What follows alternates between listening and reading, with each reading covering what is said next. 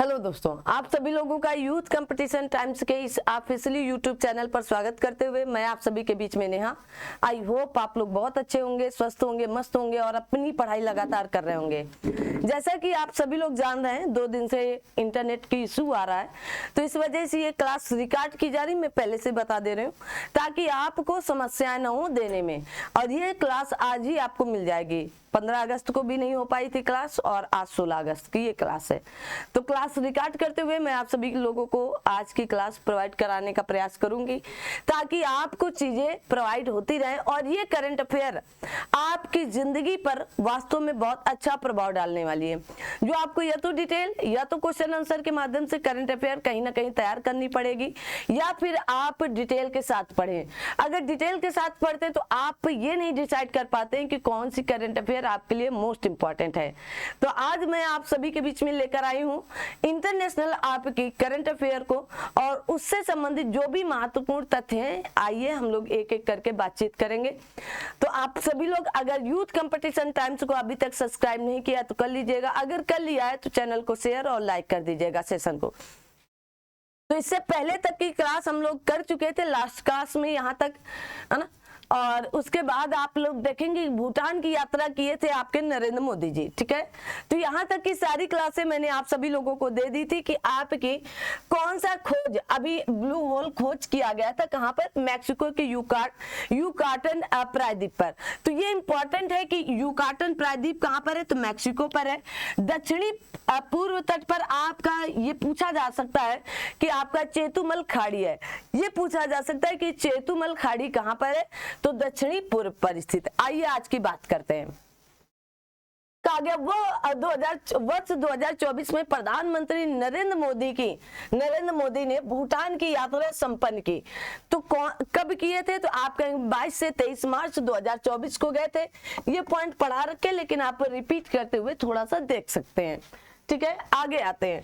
कहा गया प्रधानमंत्री नरेंद्र मोदी के भूटान की यात्रा 2024 के दौरान कितने समझौतों पर, तो 7 विभिन्न समझौतों पर की गई थी, ठीक है। भूटान भारत के कितने राज्यों से सीमा साझा करता है, कितने किलोमीटर की सीमा साझा करता है, ये आप कमेंट बॉक्स में कमेंट कर सकते हैं। आगे आता है कि भूटान यात्रा 2024 के दौरान कहा गया थिम्पू में एक समारोह में प्रधानमंत्री नरेंद्र मोदी को सर्वोच्च नागरिक सम्मान अवार्ड दिया गया और ये पहले ऐसे व्यक्ति बन गए जो पहले गैर भूटानी बने, है ना।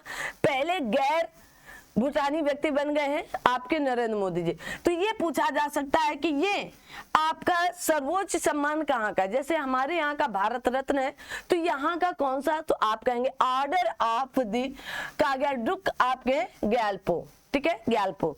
तो ये आपके भूटान का सर्वोच्च नागरिक सम्मान है। क्या है, कहा गया सर्वोच्च नागरिक सम्मान भूटान का, ये याद करना है ना।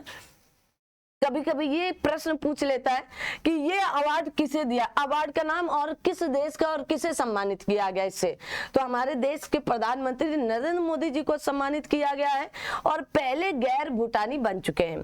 कहा गया वर्ल्ड हैप्पीनेस इंडेक्स 2024 कितने देशों को रैंकिंग प्रदान की गई, तो 183 देशों को, 143 देशों को प्रदान की गई। आइए देखते हैं कौन फर्स्ट पर है और कौन सेकंड पर है और कौन लास्ट पर है। वर्ल्ड हैप्पीनेस, अब मैं अगर पूछूं कि हैप्पीनेस डे या आपके विश्व खुशहाली दिवस कब मनाया जाता है, आप कमेंट करेंगे बाद में। विश्व खुशहाली दिवस कब मनाया, और जिस दिन विश्व खुशहाली दिवस मनाया जाता है उसी दिन एक और दिवस मनाया जाता है, बताएंगे ये दोनों दिवस कौन से हैं, कमेंट बॉक्स में इसका उत्तर देंगे। कहा गया आपके वर्ल्ड हैप्पीनेस इंडेक्स 2024 के अनुसार विश्व का सबसे खुशहाल देश आपका फिनलैंड है। कौन सा है, फिनलैंड, आपको याद रखना है। और वर्ल्ड हैप्पीनेस इंडेक्स के अनुसार खुशहाल के पैमाने पर सबसे अंतिम स्थान अफगानिस्तान है, हमारा पड़ोसी देश भी है ना, हमारे लद्दाख से ये सीमा भी साझा करता है। अगर पूछ लिया जाए कि लद्दाख से कितनी सीमा साझा, अगर पुराने आंकड़ों के अनुसार चलेंगे तो 106 किलोमीटर और नए आंकड़ों के अनुसार चलेंगे तो 96 किलोमीटर, ठीक है। ये आपको क्वेश्चन पर डिपेंड करेगा या ऑप्शनों पर डिपेंड करेगा, ठीक है। आगे आते हैं। तो आगे वर्ल्ड हैप्पीनेस इंडेक्स 2024 के अनुसार भारत की रैंकिंग 126वीं है। कितनी है? 126। स्कोर से बहुत ज्यादा प्रश्न कभी नहीं पूछे गए, रैंकिंग से ही पूछे जाते हैं, तो यहीं पर बातचीत करते हैं। कहा गया वर्ल्ड हैप्पीनेस इंडेक्स 2024 के अनुसार शीर्ष पर कौन से 5 देश हैं? तो फिनलैंड, डेनमार्क, आइसलैंड, स्वीडन और आपका इजराइल। ये 5 देश आपके मतलब आपके उच्चतम है, या कह सकते हैं शीर्ष 5 खुशहाल देश है। तो फिनलैंड, उसके बाद डेनमार्क, आइसलैंड, स्वीडन और इजराइल है। आगे आते हैं। कहा गया वर्ल्ड हैप्पीनेस इंडेक्स 2024 की गणना कितने कारकों द्वारा की जाती? तो 6 कारकों द्वारा। कौन कौन वो कारक है? तो व्यक्ति, कहा गया प्रति व्यक्ति आपके जीडीपी होनी चाहिए, कितनी है? कहा गया सामाजिक सहयोग होना चाहिए, और कहा गया स्वस्थ जीवन प्रत्याशा, उदारता आपकी क्या होनी चाहिए? उदारता होनी चाहिए भाई आपके अंदर, है ना। ये नहीं कि आपके सामने कांड हो जाए और आप केवल खड़े होकर तमाशा देखते रहे और सामने वाला चीखता और चिल्लाता रहे कि साहब एक बार हेल्प कर दीजिएगा। जीवन विकास बनाने की स्वतंत्रता होनी चाहिए। कहा गया भ्रष्टाचार पर धारण होना चाहिए, ठीक है, भ्रष्टाचार पर धारण। आगे आते हैं।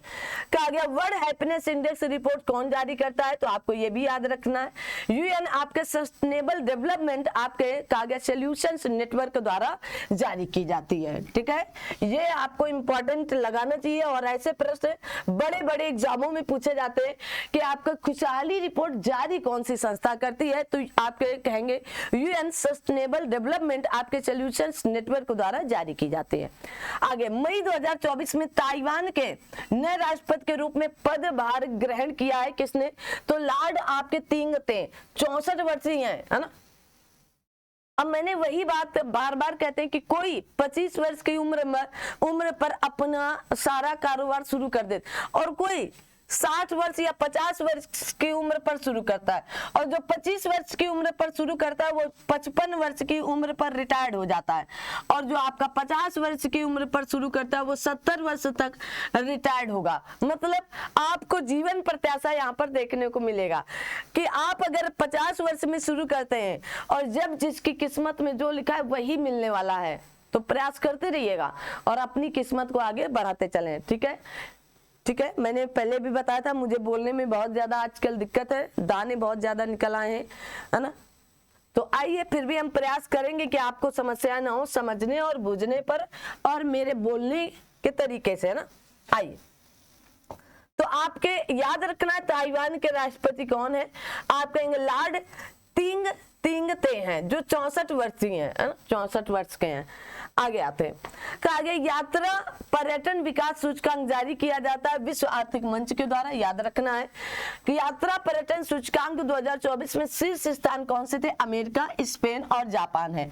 3 याद रखना, अमेरिका, स्पेन और जापान है, ठीक है। अगर पूछ लिया जाए यात्रा पर्यटन सूचकांक में भारत की रैंकिंग क्या है, तो 39वीं, मतलब 39वीं रैंकिंग है। 2021 में 54वीं रैंक थी, मतलब कितने स्थानों का उछाल किया गया? तो आप कह सकते हैं कि 13 स्थानों का लगभग उछाल किया गया है, ठीक है। कितने स्थानों का? तो आप कह सकते हैं देखेंगे 39, है ना। 14 में 9 गए, 10, 11, 12, 13, ठीक है, 4, 1, अच्छा 14 रैंक का उछाल किया है, ठीक है ना, उतने में है लेकिन, ठीक है। तो 13 अंकों का या 13 स्थानों का उछाल किया है। यात्रा पर्यटन सूचकांक में अंतिम 3 देश कौन है? माली, है ना। माली किस महाद्वीप का है? आप कहेंगे सियरा लियोन किस महाद्वीप पर है? और कैमरून किस महाद्वीप पर है? अब 3 कमेंट बॉक्स में कमेंट आने चाहिए कि माली किस महाद्वीप का है, आपका सियरा लियोन किस महाद्वीप का, और आपका कैमरून किस महाद्वीप का। तो ये अंतिम स्थान है, सबसे अंतिम में आपका माली है। आगे आते हैं। कहा गया जून 2024 में किसने विश्व के पहले एआई कानून को मंजूरी दी? यूरोपीय यूनियन ने दी, इंपॉर्टेंट है। विश्व प्रेस स्वतंत्रता सूचकांक 2024 जारी करता है। कहा गया रिपोर्ट्स विदाउट आपके बॉर्डर्स।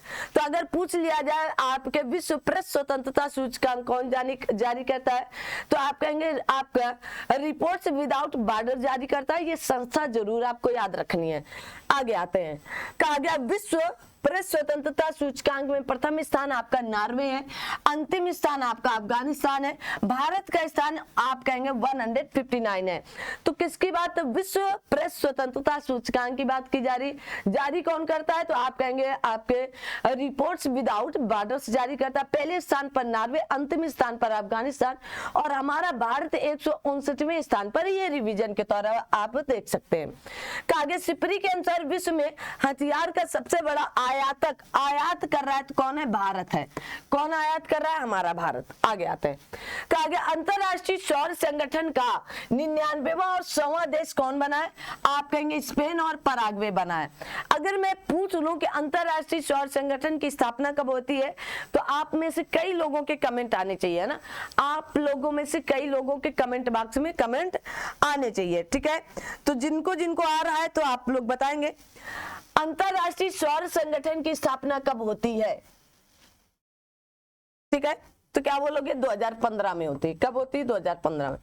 कहा गया वैश्विक लोकतंत्र सूचकांक 2024 के अनुसार प्रथम स्थान पर कौन है, नॉर्वे है। अब किसकी बात कही गई, वैश्विक लोकतंत्र, और वैश्विक लोकतंत्र सूचकांक के अनुसार अंतिम स्थान पर उत्तरी अमेरिका है, ठीक है। कौन है, उत्तरी अमेरिका है, ठीक है। अब इसमें कितने, उत्तरी अमेरिका जो कहा जाता है, वहां के व्यक्तियों को यहां तक की बताया जाता है, अब वहां की न्यूज तो निकल करके नहीं आती, लेकिन ऐसा बताया जाता है कि जो वहां का प्रधानमंत्री होता है ना, चिंगते पता नहीं कौन है ऐसे करके, तो वो अगर उसकी हेयर स्टाइल आप नहीं काटते हैं तो भी कहते हैं मरवा दिया जाता है। अगर उसके घर में कोई दुख है, अगर आप नहीं, आपको रोना कंपलसरी है, आप रोए, आपको रोना आए या ना आए, लेकिन आपके चेहरे पर रोने वाला इमोजी जरूर होना चाहिए, ठीक है ना। तो उस तरह है ना। आइए, सभी लोग जानते हैं कितनी क्रूरता के साथ करता है काम। वैश्विक लोकतंत्र सूचकांक के अनुसार भारत का स्थान क्या है, 41वां है ना, 41वें स्थान पर भारत है। कहा गया 7वां हिंद महासागर सम्मेलन कहाँ हुआ, ऑस्ट्रेलिया की राजधानी पर्थ पर हुआ। ऑस्ट्रेलिया की कई राजधानियां हैं, ये आई होप आप लोग जानते होंगे कि ऑस्ट्रेलिया को कई भागों में बांटा गया और ऑस्ट्रेलिया की कई राजधानियां हैं। तो जिनको जिनको पता है उत्तरी ऑस्ट्रेलिया की राजधानी क्या होगी, कमेंट बॉक्स में बताएंगे। दक्षिणी ऑस्ट्रेलिया की राजधानी क्या होगी, ये भी आप बता सकते हैं। अगर आपसे पूछ लिया जाए, क्योंकि ये प्रश्न आपसे पूछे जाते हैं, तो ये आपको पता भी होना चाहिए, और कॉमन सी बात है कि यहाँ से प्रश्न एक बार नहीं कई बार पूछे गए हैं, है ना। तो अगर आपसे पूछ लिया जाए कि आपकी राजधानियां कौन सी होने वाली हैं, तो आप लोगों में से सभी लोगों के उत्तर आने चाहिए। अगर पूछ लिया जाए ऑस्ट्रेलिया की राजधानी क्या होगी, आप कहेंगे कैनबरा होगी, ठीक है। अगर पूछ लिया जाए न्यू साउथ वेल्स, या न्यू साउथ वेल्स कहाँ की राजधानी, या न्यू साउथ वेल्स, जल्दी से बताएंगे न्यू साउथ वेल्स की राजधानी क्या होगी, है ना, जल्दी से बताओगे। उत्तरी ऑस्ट्रेलिया की राजधानी, पश्चिमी ऑस्ट्रेलिया की राजधानी, इस तरह से प्रश्न पूछे जाते हैं। दक्षिणी ऑस्ट्रेलिया, जितने मैंने पूछे कमेंट बॉक्स में कमेंट आने चाहिए। आगे आता है, कहा गया 9 से 10 फरवरी 2024 को 17वां हिंद महासागर सम्मेलन का मुख्य विषय है, तो इसका थीम पूछा जा सकता है कौन है, स्थिर और टिकाऊ हिंद महासागर की ओर चलो। कैसे, स्थिर और टिकाऊ हिंद महासागर की ओर चलते चलो। आगे कहा गया टाम ट्रैफिक इंडेक्स के अनुसार सबसे धीमा शहर कौन है, लंदन। कौन सा है, लंदन, याद कर लो भाई, है ना। अब टाम का मतलब टमटम मत समझना कि टमटम का ट्रैफिक लगता है, ये एक वैश्विक तौर पर ट्रैफिक होती है, बहुत ज्यादा यहाँ पर ट्रैफिक हो जाती है ना, बहुत ज्यादा एकदम घनी ट्रैफिक। तो यहाँ पर हो सकता है इस ट्रैफिक पर अगर आप फंस जाए तो 2-2, 3-3 दिन तक लग जाते हैं, ठीक है ना। तो टाम ट्रैफिक इंडेक्स के अनुसार सबसे धीमा शहर लंदन है। आगे आते हैं, कहा गया 19 से 20 जनवरी 2024 के 19वां कहा गया आपका गुट निरपेक्ष आंदोलन शिखर सम्मेलन हुआ कहाँ, युगांडा की राजधानी कंपाला में। अब इसी तरह से करंट अफेयर से ही उठा करके एग्जामिनर आपके राजधानियां पूछता है। तो युगांडा की राजधानी क्या है, कंपाला है। कहा गया 19वां गुट निरपेक्ष आंदोलन शिखर सम्मेलन का विषय क्या था या थीम क्या थी, साझा वैश्विक समृद्धि के लिए सहयोग को गहरा करना। याद कर लो, इंपॉर्टेंट है। WHO द्वारा मलेरिया मुक्त कहा गया प्रमाणन प्राप्त करने वाला देश कौन सा बन चुका है, आप कहेंगे केप वर्ड बन चुका है, ठीक है, याद कर लो इसको। कहा गया ब्रिक्स समूह अब 10 देशों का संगठन हो गया है। तो पहले ब्रिक्स कितने देशों का था? 5। ब्राजील, रूस, इंडिया, चाइना, साउथ अफ्रीका। अब इसमें मिस्र, इथोपिया, ईरान, सऊदी अरब, यूएई है। अब आपसे यहाँ पर कई प्रकार के प्रश्न पूछे जा सकते हैं कि इसमें कौन सा ऐसा नया देश है जो नहीं जुड़ा। तो ईरान की जगह एक इराक दे सकता है, जो आपको याद रखना है कि आपका इराक नहीं है। मिस्र तो याद कर लेंगे, इथोपिया भी कोई दूसरा इथोपिया नहीं है। सऊदी अरब और यूएई मतलब आपका संयुक्त अरब अमीरात, ये दोनों है, तो इसलिए कंफ्यूजन नहीं होगा। बस ईरान और इराक में आपको फांसेगा एग्जामिनर, तो आप याद रखें कि ईरान है ना कि इराक है, ठीक है ना, ईरान है, ठीक है। क्या बोलोगे? ईरान है। तो आप कहेंगे कि आपका मिस्र, इथोपिया, ईरान, संयुक्त अरब है ना, संयुक्त अरब अमीरात और सऊदी अरब है, ठीक है ना। ये 5 नए देश जोड़े गए और ब्रिक्स में अभी वर्तमान में कितने देश हो गए? 10 देश हो चुके हैं। आगे आते हैं। रूस के कजान में अक्टूबर 2024 में प्रस्तावित ब्रिक्स के आगामी शिखर सम्मेलन का आदर्श वाक्य क्या है? अक्टूबर 2024 में आपका होगा, आगामी है, पहले से बताया गया। शिखर सम्मेलन का आदर्श क्या बताया गया? समान वैश्विक विकास और सुरक्षा के लिए बहुपक्षवाद को मजबूत करना। याद कर लो भाई, क्योंकि आपके आगामी की चीज पहले से थीम बता दी गई, ये विषय बता दिया गया, इसलिए ये इंपॉर्टेंट समझा जा सकता है, ठीक है। तो क्या बोलेंगे कि समान वैश्विक विकास और सुरक्षा के लिए कहा गया आपके बहुपक्षवाद को मजबूत करना। जिम्बाब्वे द्वारा आपके जिग नाम नई स्वर्ण कहा गया समर्थित मुद्रा जारी की गई, जिसका अर्थ है जिम्बाब्वे गोल्ड। क्या है? Zimbabwe gold. तो अगर पूछ लिया जाए जिग नाम का एक नई स्वर्ण मुद्रा या स्वर्ण समर्थित मुद्रा स्थापित या जारी की गई, तो उसका अर्थ क्या होगा? तो जिम्बाब्वे गोल्ड होगा। तो आगे वित्त वर्ष 2024 में भारत का शीर्ष व्यापारिक साझेदार देश कौन है? तो आप कहेंगे चीन है, छोटी छोटी आंखों वाला जो चीन है वो, ठीक है। टाइम मैगजीन के अनुसार वर्ष 2024 में भारत के विकास रथ की कहा गया उपमा दिया गया है किसके? तो रिलायंस आपके कहा गया इंडस्ट्रीज को, ठीक है। किसको दिया गया? रिलायंस इंडस्ट्रीज को, ठीक है। तो भारत के विकास रथ की उपमा दी गई किसमें? टाइम मैगनीज कहा गया, टाइम आपके मैगनीज के द्वारा, ठीक है, मैगजीन के द्वारा, ठीक है। टाइम मैगजीन के द्वारा दिया गया है किसको? आपके रिलायंस इंडस्ट्रीज को, ठीक है। आगे आते हैं।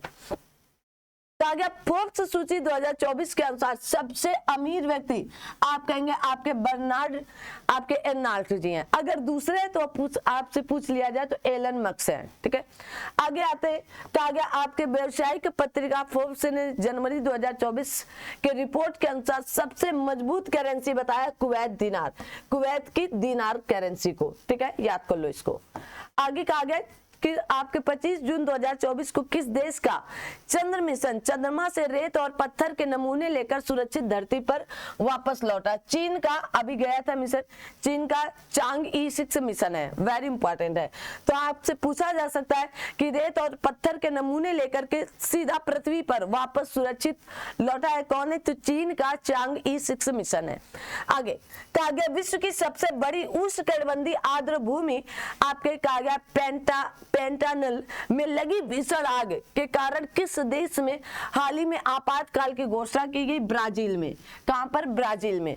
अगर पूछ लिया जाए आर्द्र भूमि दिवस कब मनाया जाता है? कमेंट करो 4 फरवरी को। और वेटलैंड या रामसर स्थल दिवस, अभी वर्तमान में जब मैं पढ़ा रही हूँ तो रामसर स्थलों की संख्या बढ़ करके या आर्द्र भूमियों की संख्या या वेटलैंडों की संख्या 85 हो चुकी है, ठीक है, 85। आगे आते हैं। और ये विश्व की सबसे बड़ी उष्णकटिबंधीय आर्द्र भूमि है। आपसे ये भी पूछा जा सकता है कि आपका पेंटानल कहां पर है? तो ब्राजील पर है। कहां पर है? ब्राजील पर है। आगे कहा गया जून 2024 में मध्य एशिया देश जिसने आपके हिजाब और इस्लामी कहा गया परिधान पर प्रतिबंध लगा दिया है, वो कौन है? तजाकिस्तान है। कौन है? तजाकिस्तान है। आगे आते हैं। कहा गया हाल ही में दुनिया की पहली मानव रहित सेना प्रणाली प्रारंभ की गई। पहली मानव रहित सेना आपकी प्रणाली शुरू की या प्रारंभ की गई है यूक्रेन द्वारा। किसके द्वारा? यूक्रेन के द्वारा।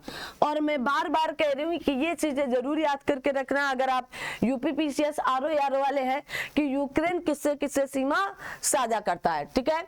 आगे बढ़ते हैं।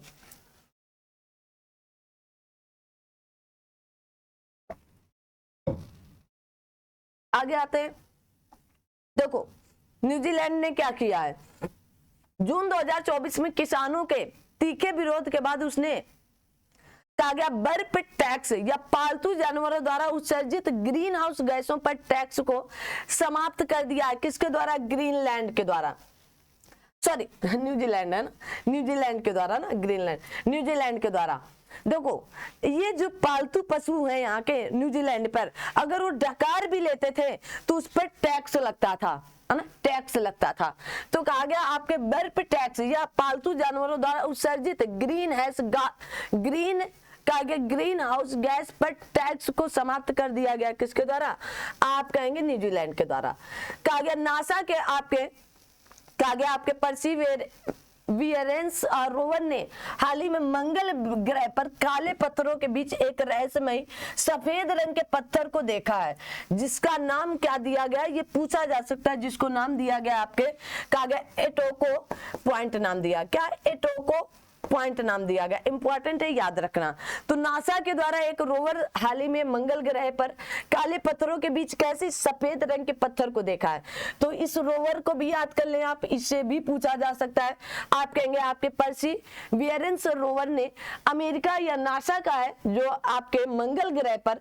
अब आप देखेंगे मंगल ग्रह जो है आपके सूर्य भगवान या आपके सूर्य के चारों तरफ ये सब ग्रह जो है चक्कर लगाते हैं। बुध हो, चाहे आपका शुक्र हो, चाहे पृथ्वी हो, चाहे मंगल हो, चाहे बृहस्पति हो, चाहे शनि, चाहे अरुण, चाहे वरुण हो, ठीक है ना। तो ये पूछे जा सकते हैं कि मंगल ग्रह किस कारण से लाल दिखता है। कमेंट करो, मंगल ग्रह किस कारण से, कमेंट करना है, किस कारण से लाल रंग का दिखता है, लाल रंग का दिखता है।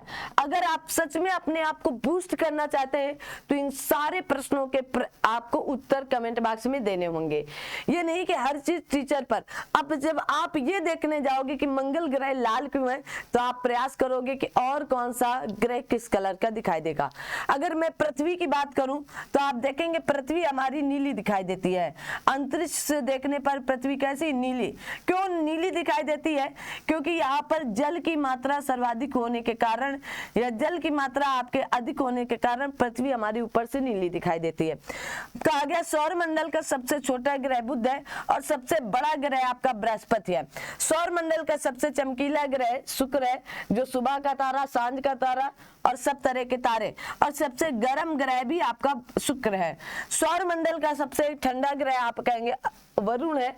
अरुण वरुण सहोदर भाई कहलाते हैं, एक जैसे दिखते हैं। और सौर मंडल पर वर्तमान समय पर सर्वाधिक उपग्रह आपके शनि की हैं, लेकिन सबसे बड़ा आपका उपग्रह आपका किसका है? बृहस्पति का ही है। ठीक है, याद रखना, इतनी छोटी छोटी सी चीजें जरूर याद रखना। अगर पूछ लिया जाए पृथ्वी का एक प्राकृतिक उपग्रह जो आपका चंद्रमा है, ठीक है, बुध और शुक्र के कोई उपग्रह नहीं है। ठीक है, बुध और शुक्र के, शुक्र और आपका अरुण दो ऐसे ग्रह हैं जो आपकी उल्टी दिशा पर चलते हैं। तो 2 नंबर पर रहने वाले हमेशा 2 नंबर का काम करते हैं, है ना। सीधी दिशा पर वो लोग नहीं चलते हैं। ठीक है, सब पश्चिम से पूरब चलते हैं, तो ये लोग पूरब से पश्चिम चलते हैं। आगे बढ़ते हैं। आगे वैश्विक पर्यटन सतत विकास और सांस्कृतिक आदान प्रदान को बढ़ावा देने के लिए जून 2024 में किस देश में पर्यटन मेले का आयोजन किया गया है? तो आप बोलेंगे नेपाल में। कहां पर किया गया? नेपाल में। जून 2024 में नासा के अंतरिक्ष अन्वेषण का गया मिशन आपके आर्टेमिस समझौते पर हस्ताक्षर किए, तो पेरू और आपके स्लोवाकिया। याद कर लो भाई। अगर पूछ लिया जाए कि नासा के अंतरिक्ष अन्वेषण मिशन आपके आर्टेमिस गया है, समझौते पर किन देशों ने हस्ताक्षर किया है? तो आप कहेंगे पेरू, और पेरू की राजधानी क्या है? कमेंट करें, है ना, खूब पूछा जाता है। और आपका स्लोवाकिया है। आगे बढ़ते हैं। कहा गया जून 2024 में रूस के नेतृत्व वाले सुरक्षा ब्लॉक सामूहिक सुरक्षा संधि संगठन से अलग होने की घोषणा की है आर्मेनिया ने। किसने? आर्मेनिया ने। तो आपको आर्मेनिया भी याद रखना है। और क्यों याद रखना है? इसकी राजधानी भी आपको याद रखना है। अगर पूछ लिया जाए आर्मेनिया की राजधानी क्या होगी, कमेंट करेंगे। कहा गया आपका फिलिस्तीन के नए प्रधानमंत्री मोहम्मद मुस्ताफ बने। याद कर लो इसको। ठीक है, फिलिस्तीन के राजधानी। अगर पूछ लिया अर्मेनिया की राजधानी, आप कहेंगे एरेवन है। कौन सी? एरेवन। याद करते चलना भाई जो जो बता रहे हैं, क्योंकि करंट से ही आपकी राजधानियां निकाल ली जाती हैं। आगे आते हैं, कहा गया तुलावू। अगर पूछ लिया जाए तुलावू की राजधानी क्या होगी, कि आम चुनाव द्वारा नए प्रधानमंत्री चुने गए, आप कहेंगे फिलेटी टियाने या टियान, इनको टियाने कहते हैं, टियाने। ठीक है, तो आप कहेंगे फिलेटी टियाने। ठीक है, आपसे पूछा जाए आपके तुवालू, क्या बोलोगे? तुवालू की राजधानी क्या है, बताएंगे जल्दी से। आप कहेंगे बैआकू है। क्या है? बैआकू। ठीक है, अगर पूछ लिया जाए तुवालू के आम चुनाव द्वारा नए प्रधानमंत्री चुने गए, आप कहेंगे फिलेटी टियाने है। ठीक है, ठीक है, आगे आते हैं। कहा गया आपके आयरलैंड के सबसे युवा प्रधानमंत्री चुने गए हैं, आप कहेंगे साइमन हैरिस। याद कर लो भाई, पूछा जा सकता है कि आपके आयरलैंड से क्या क्या लिया गया था संविधान में, आपको पता होना चाहिए, है ना। सबसे पहले आयरलैंड से क्या नीति निर्देशक तत्व लिए गए हैं, तो आयरलैंड के सबसे युवा प्रधानमंत्री अभी तक चुने गए साइमन हैरिस। अफ्रीकी देश की पहली महिला प्रधानमंत्री के रूप में चुनी गई है, कौन है? कांगो लोकतांत्रिक गणराज्य की कहा गया आपका जूठित आपके कागज सुमनिमा आपका तुलुका, इनका नाम ही ऐसा है ना, तो याद रखो। तो कहाँ की है भाई? पहली महिला चुनी गई है अफ्रीकी देश की, तो किस देश में? कांगो लोकतांत्रिक गणराज्य की, जिन्हें आप कहा गया जूठित आपके सुमिनिमा आपके तुलुका कह सकते हैं। ठीक है, उनका नाम है। आगे कहा गया महिलाओं की स्थिति पर संयुक्त राष्ट्र आयोग ने 2025 में अपने 69वें सत्र का अध्यक्ष किसे नियुक्त किया है, तो आप कहेंगे सऊदी अरब को। याद कर लो भाई। पेरिस ओलंपिक समिति में जूरी सदस्य हैं, आप कहेंगे विल्किंस मीर, भारतीय हैं। ठीक है, विल्किंस मीर। ठीक है, आगे नीदरलैंड के प्रधानमंत्री उत्तरी अटलांटिक संधि संगठन के महासचिव में कहा गया आपके नियुक्त होंगे, उनका नाम आप कहेंगे मार्क रूटे। कौन है? मार्क रूटे। इंपॉर्टेंट है ना। नाटो के बारे में कह रहा है, किसके? नाटो में वर्तमान में कितने देश हैं, आप कहेंगे 32 देश हो चुके हैं। 32वां कौन सा देश है, कमेंट करें, पढ़ा दिया है। कहा गया आपके centre for world university ranking में प्रथम स्थान, आप कहेंगे हार्वर्ड यूनिवर्सिटी है यूएसए की। कहाँ के? यूएसए के। ठीक है, कहा गया आपके क्यूएक्स वर्ल्ड यूनिवर्सिटी रैंकिंग 2025 के अनुसार शीर्ष स्थान पर कौन है, आप कहेंगे मैसा आपके Massachusetts institute of technology USA का है। कहाँ का? यूएसए का।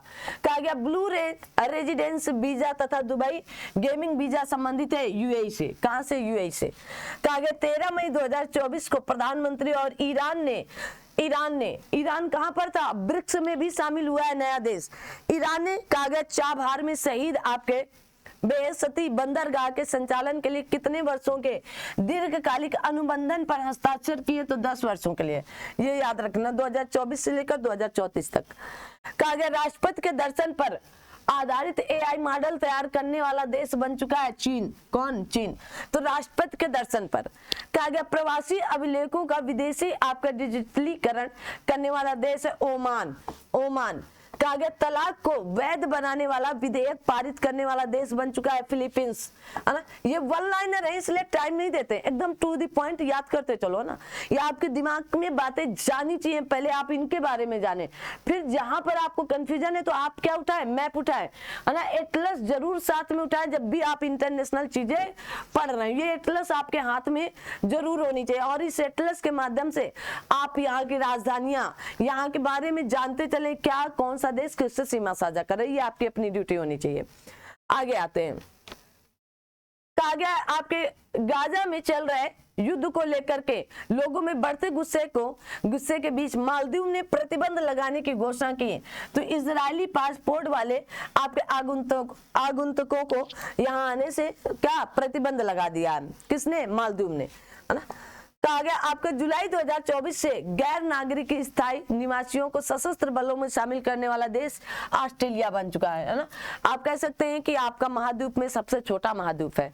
जून 2024 में संयुक्त राष्ट्र महासभा ने वर्ष 2025 को घोषित किया है आपके क्वांटम विज्ञान और आपके प्रौद्योगिकी का अंतरराष्ट्रीय वर्ष। याद करो भाई, वेरी इंपॉर्टेंट है, ठीक है ना।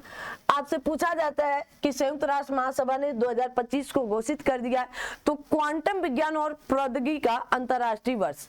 आगे कहा गया 5 जून 2024 को मनाए गए विश्व पर्यावरण दिवस के वैश्विक समारोह की मेजबानी की है सऊदी अरब ने। 5 जून को क्या मनाया जाता है? विश्व पर्यावरण दिवस मनाया जाता है। आगे हाल ही में ब्रिटिश आपके कहा गया अंटार्कटिक के क्षेत्र में बड़े पैमाने पर तेल और गैस भंडार की खोज करने वाला दावा किया है किसने? रूस ने। किसने किया? रूस ने। याद करो।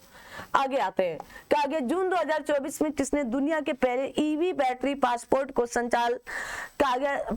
को लॉन्च करने की घोषणा की है? आप कहोगे वोल्वो कार्स ने। किसने? वोल्वो कार्स ने। ठीक है, आगे आते हैं।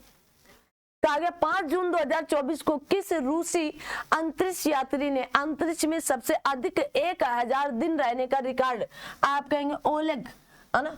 ओलेग आपके कोनोनेको, है ना। ओलेग कोनोनेको, तो ओलेग कोनोनेको जी को याद रखो, रूस के हैं। इससे पहले 878 दिनों का भी रिकॉर्ड रूसी ही ने बना रखा था।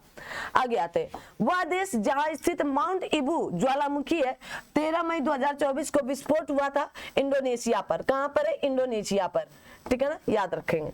आगे कहा गया 9 मार्च 2024 को मुंबई में आयोजित मिस वर्ल्ड प्रतियोगिता 2024 विजेता बनी। आप कहेंगे आपकी क्रिस्टलिना कहा गया पिस्कोवा, है ना। याद रखो भाई, इनका नाम वेरी इंपॉर्टेंट है, क्रिस्टलिना आपके पिस्कोवा। तो 2024 की मिस वर्ल्ड प्रतियोगिता में इन्होंने विजेता हासिल की है। तो कौन है? आप कहेंगे क्रिस्टीना आपके पेस्कोवा ना, पिस्कोवा।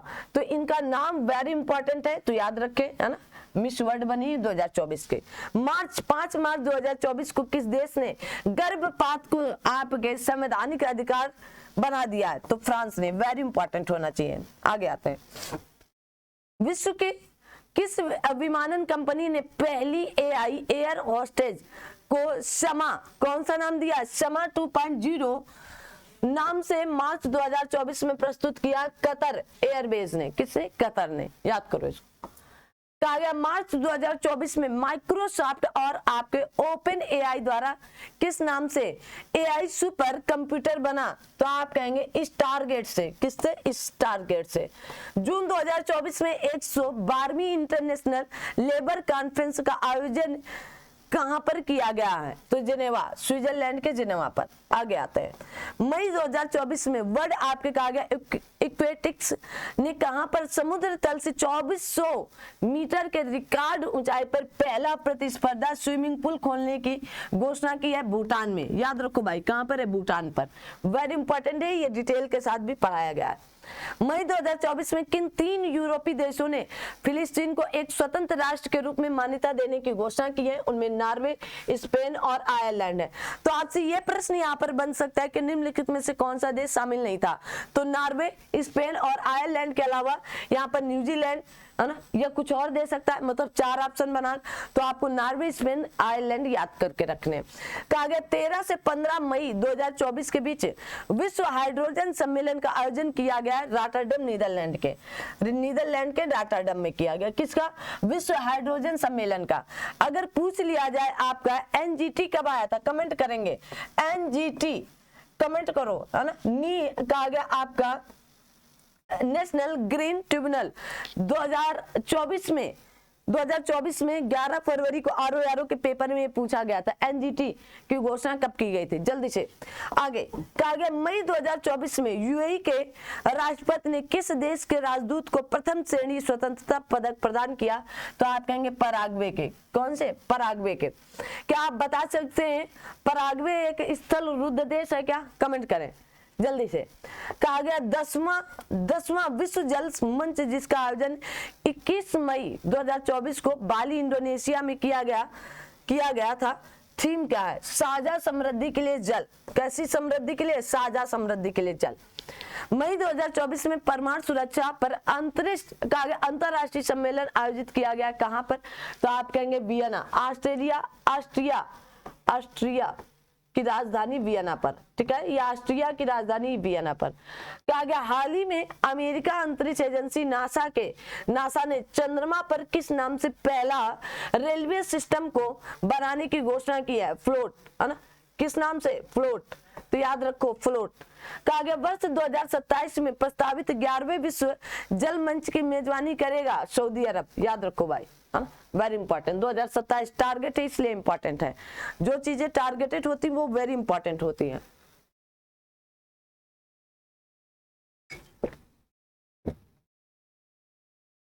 आगे आते हैं। नेपाल की वह महिला पर्वतारोही जिन्होंने मई 2024 में 13 दिन के अंदर माउंट एवरेस्ट पर 3 बार सफल चढ़ाई करने वाली दुनिया की पहली महिला बनी, पूर्णिमा श्रेष्ठ, है ना, पूर्णिमा श्रेष्ठ। और यूकेपीसीएस में अभी जुलाई में पेपर था 19 को शायद, तो पूछ लिया गया है ना, तो अब फिर भी आपको याद रखना है।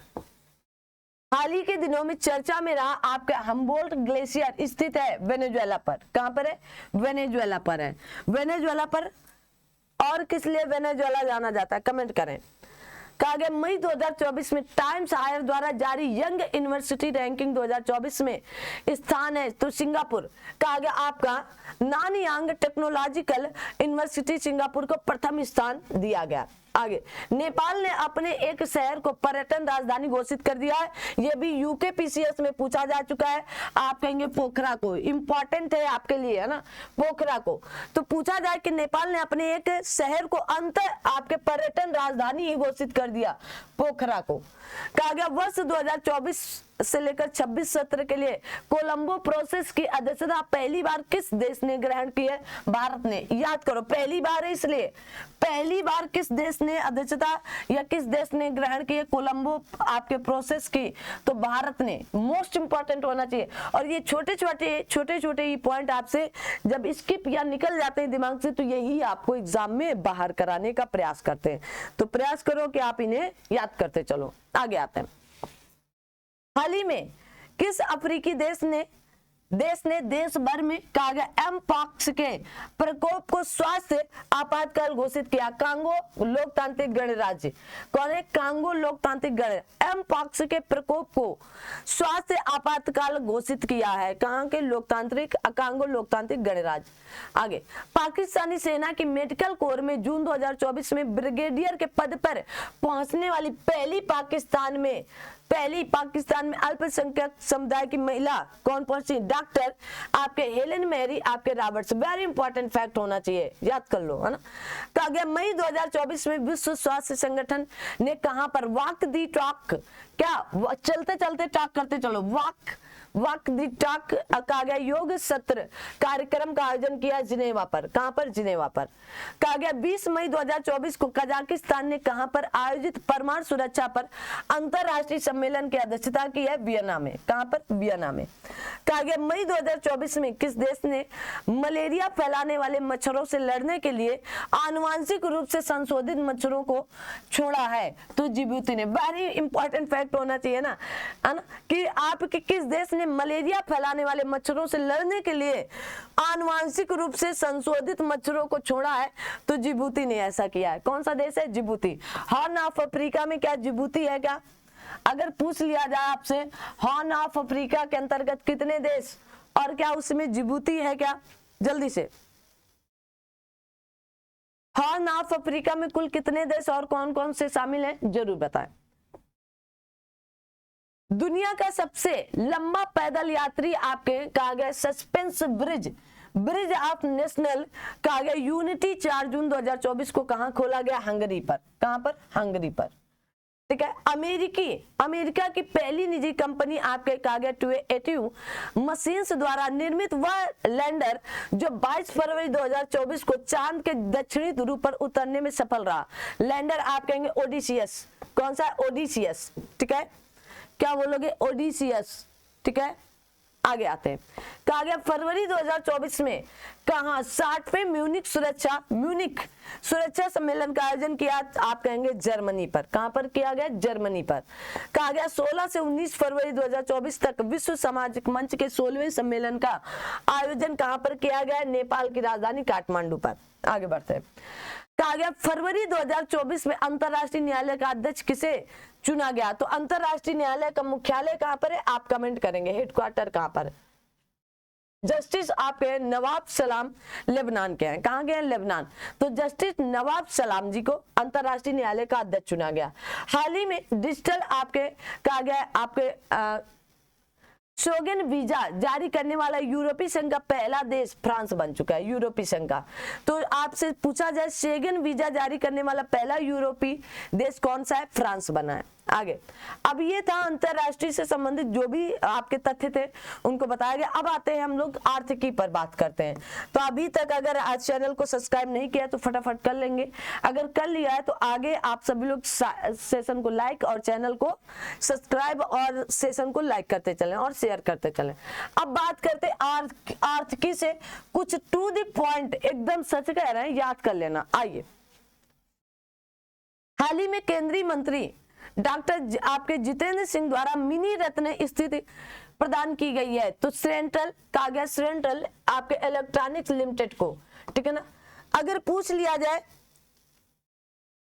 वर्तमान में कुल कितनी महारत्न कंपनियां हैं तो कमेंट करना। अगर पूछ लिया जाए 13 महारत्न कंपनियां, वर्तमान में कितनी मिनी रत्न कंपनियां हैं, क्या बोलेंगे? लगभग आपकी 68 हो चुकी हैं। कितनी? 68, ठीक है। कहा गया जून 2024 में रिजर्व बैंक द्वारा जारी आंकड़ों के अनुसार मार्च 2024 तक भारत का विदेशी ऋण कितना था? विदेशी ऋण तो 663.8 आपके बिलियन डॉलर हो चुका है। कितना? 663.8 बिलियन डॉलर आपका विदेशी ऋण था। कब तक की बात कहिए? मार्च तक की बात। आगे, मई 2024 में इंडिया इंटरनेशनल आपके कहा गया बिलियन एक्सचेंज या IIBX में ट्रेडिंग कम आपके क्लियरिंग सदस्य बनने वाला पहला बैंक कौन है? भारतीय स्टेट बैंक। वेरी इंपॉर्टेंट है भाई, है ना। तो इंडिया इंटरनेशनल आपके बिलियन एक्सचेंज में ट्रेडिंग कम आपके क्लियरिंग सदस्य बनने वाला पहला बैंक आपके भारतीय स्टेट बैंक है। अब बताएंगे इस भारतीय स्टेट बैंक या SBI का राष्ट्रीयकरण कब हुआ था और SBI से पहले इसे किस नाम से जाना जाता था और किन दो बैंकों के मिलन से संयुक्त रूप से SBI बना था? कमेंट करो। कहा गया जून 2024 में विश्व बैंक के अनुसार वर्ष 2025 में भारत की विकास दर कितनी रहने का अनुमान लगाया गया? 6.6%, है ना। 6.6 2024 में विश्व बैंक के अनुसार 2025 में भारत की विकास दर 6.6%। वित्तीय वर्ष 2023-24 में भारत को सर्वाधिक FDI की प्राप्ति सिंगापुर से हुई थी। कहां से? FDI की सिंगापुर से, याद करो। मार्च 2024 में कहा गया आपके स्टेनलेस स्टील में भारत के पहले हरित हाइड्रोजन संयंत्र का उद्घाटन हिसार हरियाणा में किया। इंपॉर्टेंट है क्योंकि आपके किसके? भारत के पहले हरित हाइड्रोजन संयंत्र की स्थापना की गई, इसलिए इंपॉर्टेंट है। कहा गया हाल ही में बेस्ट कहा गया कंडक्ट ऑफ बिजनेस रेगुलेटर का पुरस्कार प्रदान किया गया सेबी को। अब आप कमेंट करोगे सेबी की स्थापना कब होती है? सभी लोग, है ना। सेबी की स्थापना कब होती है? सेबी का फुल फॉर्म क्या है? सेबी का हेडक्वार्टर कहां पर है? आगे, मोदी 3.0 के तहत प्रधानमंत्री आवास योजना के तहत स्वीकृत कुल आवास निर्माण कितने? 3 करोड़। कितने हो चुके हैं? 3 करोड़। अगर पूछा जाए सेबी की स्थापना तो आप कहेंगे, लिख लो भाई, 12 अप्रैल 1988 को होती है, ठीक है ना। आपके भारतीय प्रतिभूति और आपके विनिमय बोर्ड का गठन या इसी का कह सकते हैं आपका क्या है? फुल फॉर्म है, ठीक है। याद रखोगे क्या? आगे आते हैं। कहा गया आपके मार्शल द्वारा जारी रिपोर्ट के अनुसार आपके प्रवासियों के लिए देश का सबसे महंगा शहर घोषित किया गया है मुंबई को, भारतीयों के लिए, ठीक है ना। तो कहा गया मार्शल द्वारा जारी रिपोर्ट के अनुसार प्रवासियों के लिए देश का सबसे महंगा शहर कौन सा है? मुंबई है। जून 2024 में गोल्डन राइस के व्यावसायिक उत्पादन पर रोक लगाई गई। कहां पर? फिलीपींस के न्यायालय द्वारा। फिलीपींस के न्यायालय द्वारा। याद रखना कैसे? Golden rice. अगर पूछ लिया जाए गोल्डन राइस से कौन सी बीमारी होती, कमेंट करें जल्दी से आप लोग, है ना। गोल्डन राइस से कौन सी बीमारी होती है? आगे कहा गया आपके जून 2024 में कहा गया बाजार पूंजीकरण 8 लाख करोड़ के स्तर को पार करने वाला बैंक कौन है? State bank of India. State bank of India, India, ठीक है। आगे कहा गया मोबाइल सारथी 2.0 एवं लॉन्च किया गया किसके द्वारा? सेबी के द्वारा, जो आपकी 12 अप्रैल 1988 की स्थापना होती है।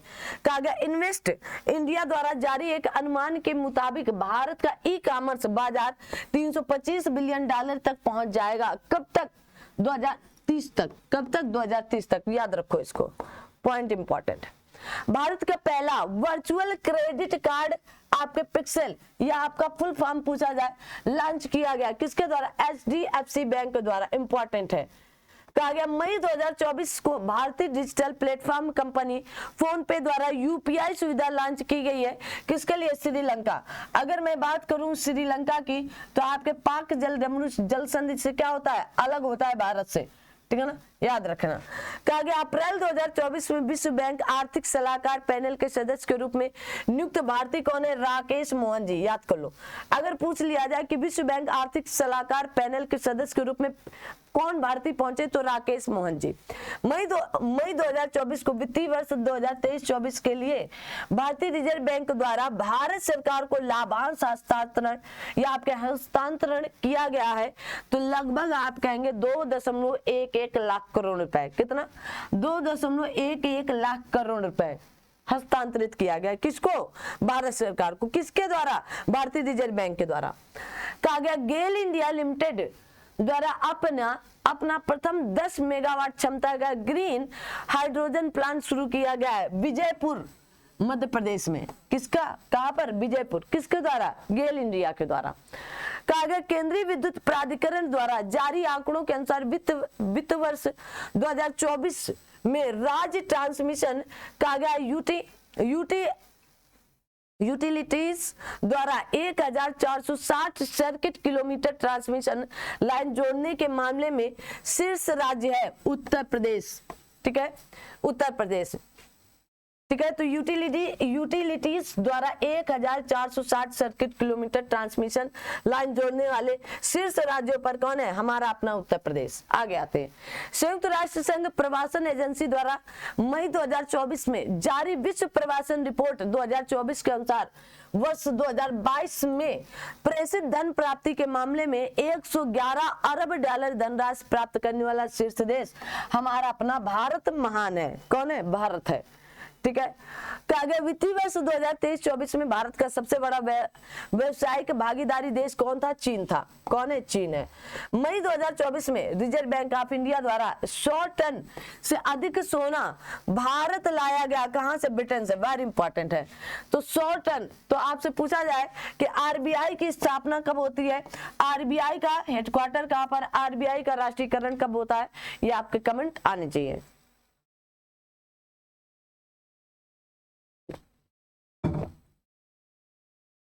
आगे आते हैं। कहा गया रिलायंस आपके इंडस्ट्रीज द्वारा देश का पहला मल्टी मॉडल आपके लॉजिस्टिक पार्क का निर्माण किया जा रहा है चेन्नई पर। ठीक है, तमिलनाडु के चेन्नई पर। अप्रैल 2023 से जनवरी 2024 के मध्य देश का सबसे बड़ा 30% इलेक्ट्रॉनिक सामान निर्यातक राज्य रहा है आपका तमिलनाडु। निर्यात किया गया है कहां पर? तमिलनाडु पर। वर्ष 2023-24 में भारत का शीर्ष कार्गो हैंडलिंग बंदरगाह के रूप में उभरा बंदरगाह पारादीप बंदरगाह उड़ीसा पर है। कहां पर? उड़ीसा पर है। ठीक है, अगर मैं आपसे पूछूं कि कांडला बंदरगाह, विशाखापट्टनम बंदरगाह, है ना, पारादीप तो आप जान ही रहे, तो आप कमेंट करके बताएंगे कहां पर होगा। अंतरराष्ट्रीय श्रम संगठन या ILO द्वारा 2024 के लिए जारी आपके अद्यतन वैश्विक बेरोजगारी दर 4.9%। अगर मैं पूछूं अंतरराष्ट्रीय श्रम संगठन या ILO का हेडक्वार्टर कहां पर है? कमेंट करें। आगे बढ़ते हैं। भारत सरकार के विद्युत मंत्रालय द्वारा मिनी रत्न श्रेणी का आगे एक कंपनी का दर्जा प्रदान किया गया, grid controller of India limited या ग्रिड इंडिया। ठीक है, आगे बढ़ते हैं। आगे अप्रैल 2024 में चाइना मोबाइल को मोबाइल डेटा ट्रैफिक के मामले में पीछे छोड़ते हुए दुनिया की सबसे बड़ी उपभोक्ता कंपनी बनी है रिलायंस जियो। कौन सी? रिलायंस जियो, जिसके चलते अभी आपने देखा कि बीएसएनएल ने अच्छी खासी छलांग मार ली है ना। बीएसएनएल ने जैसे ही इन्होंने अपने रिचार्जों को थोड़ा सा महंगा किया है ना, कहीं 50 रुपए, कहीं 60 रुपए, कभी 28 दिन के, है ना, तो मैं जैसे ही महंगा किया तो बीएसएनएल की तरफ सभी लोग भागे, है ना। और आप सभी लोग जानते हैं कि वो हमारे देश की एक सरकारी कंपनी भी है। ठीक है ना। आइए, कहा गया आपके अप्रैल 2024 में 16वें वित्त आयोग के पूर्णकालिक सदस्य के रूप में किसे नियुक्त किया गया? मनोज पांडा को। ठीक है, तो 16वां वित्त आयोग के अध्यक्ष किसे?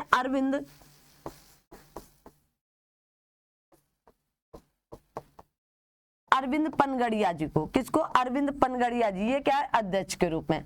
अभी वर्तमान में क्या चल रहा है? आप कहेंगे 15वां वित्त आयोग चल रहा है, जिसमें नंद किशोर सिंह या आप कह सकते हैं एनके सिंह अध्यक्ष है। अप्रैल 2024 में जारी आपके हुरुन ग्लोबल आपके यूनिकॉर्न इंडेक्स 2024 के अनुसार यूनिकॉर्न निर्माण के मामले में भारत की विश्व में रैंक है तीसरी। भारत की विश्व में रैंक क्या है? तीसरी। पहले नंबर पर यूएसए है, दूसरे नंबर पर चीन है और तीसरे नंबर पर हमारा भारत है। कहा गया आपके रिलायंस द्वारा आपके किफायती 5G टेलीकॉम उद्यम लॉन्च किया गया घाना पर। कहां पर? घाना, है ना। ठीक है, याद रखना घाना पर, ये प्रश्न बनना चाहिए मेरे हिसाब से। कहा केंद्रीय मंत्री कहा हरदीप सिंह पुरी ने मार्च 2024 में वैकल्पिक ऑटो ईंधन एथेनॉल 100 लॉन्च किया है। कहां से? नई दिल्ली से। कहा मार्च 2024 में मांजुली मुखौटे एवं आपके पांडुलिपि पेंटिंग को जीआई टैग प्रदान किया गया है। सह संबंधित है असम से। तो आपके मांजुली मुखौटा पूछ लिया जाए, या मांजुली द्वीप भी असम पर ही है, ब्रह्मपुत्र नदी पर बना, विश्व का सबसे बड़ा नदी द्वीप है मांजुली द्वीप। ठीक है, याद रखना। तो मांजुली मुखौटा और आपके पांडुलिपि पेंटिंग को जीआई टैग प्रदान किया गया, ये कहां पर है? असम के हैं। आगे आते हैं। वर्ष 2024 में यूपीआई पेमेंट सिस्टम को लॉन्च करने वाले देश कौन से हो चुके हैं? तो श्रीलंका भी है और आपका मॉरिशस भी है। कौन सा है? मॉरिशस भी है। प्रधानमंत्री नरेंद्र मोदी ने पीएम सूर्य घर मुफ्त बिजली को योजना लॉन्च किया है। कब? तो आप कहेंगे 13 फरवरी 2024 को। ठीक है, कितने? तो 300 यूनिट मुफ्त किया है। ठीक है, अगर पूछ लिया जाए 13 फरवरी को कौन सा दिवस मनाया जाता है, बताएंगे जल्दी से। 13 फरवरी को कौन सा दिवस? तो आप कहेंगे राष्ट्रीय महिला दिवस मनाया जाता है। याद रखो, सरोजिनी नायडू जी की याद में, है ना, इसलिए मैंने बताया इसे राष्ट्रीय महिला दिवस, है ना। महिला दिवस किसकी याद में? सरोजिनी नायडू जी की याद में। कौन थी ये सरोजिनी नायडू जी? कमेंट करें। क्या उत्तर प्रदेश की पहली मुख्यमंत्री बनी थी या राज्यपाल बनी थी? कमेंट करें। आप ये भी जानेंगे कि आपके भारतीय राष्ट्रीय कांग्रेस अधिवेशन 1925 की क्या पहली भारतीय महिला अध्यक्ष किया था किसने? सरोजिनी नायडू जी, कानपुर में। ठीक है, अब आप बताएंगे कि भारत के उत्तर प्रदेश की पहली मुख्यमंत्री थी या राज्यपाल। अब कमेंट करोगे आप लोग 2 क्वेश्चनों की, कि उत्तर प्रदेश की नहीं, पूरे संपूर्ण भारत की पहली राज्यपाल और मुख्यमंत्री महिलाएं कौन थी? कमेंट करें। आगे आते हैं। आगे नीति आयोग ने बंजर भूमि को खेती एवं आपके वनीकरण के माध्यम से परिवर्तित करने के लक्ष्य में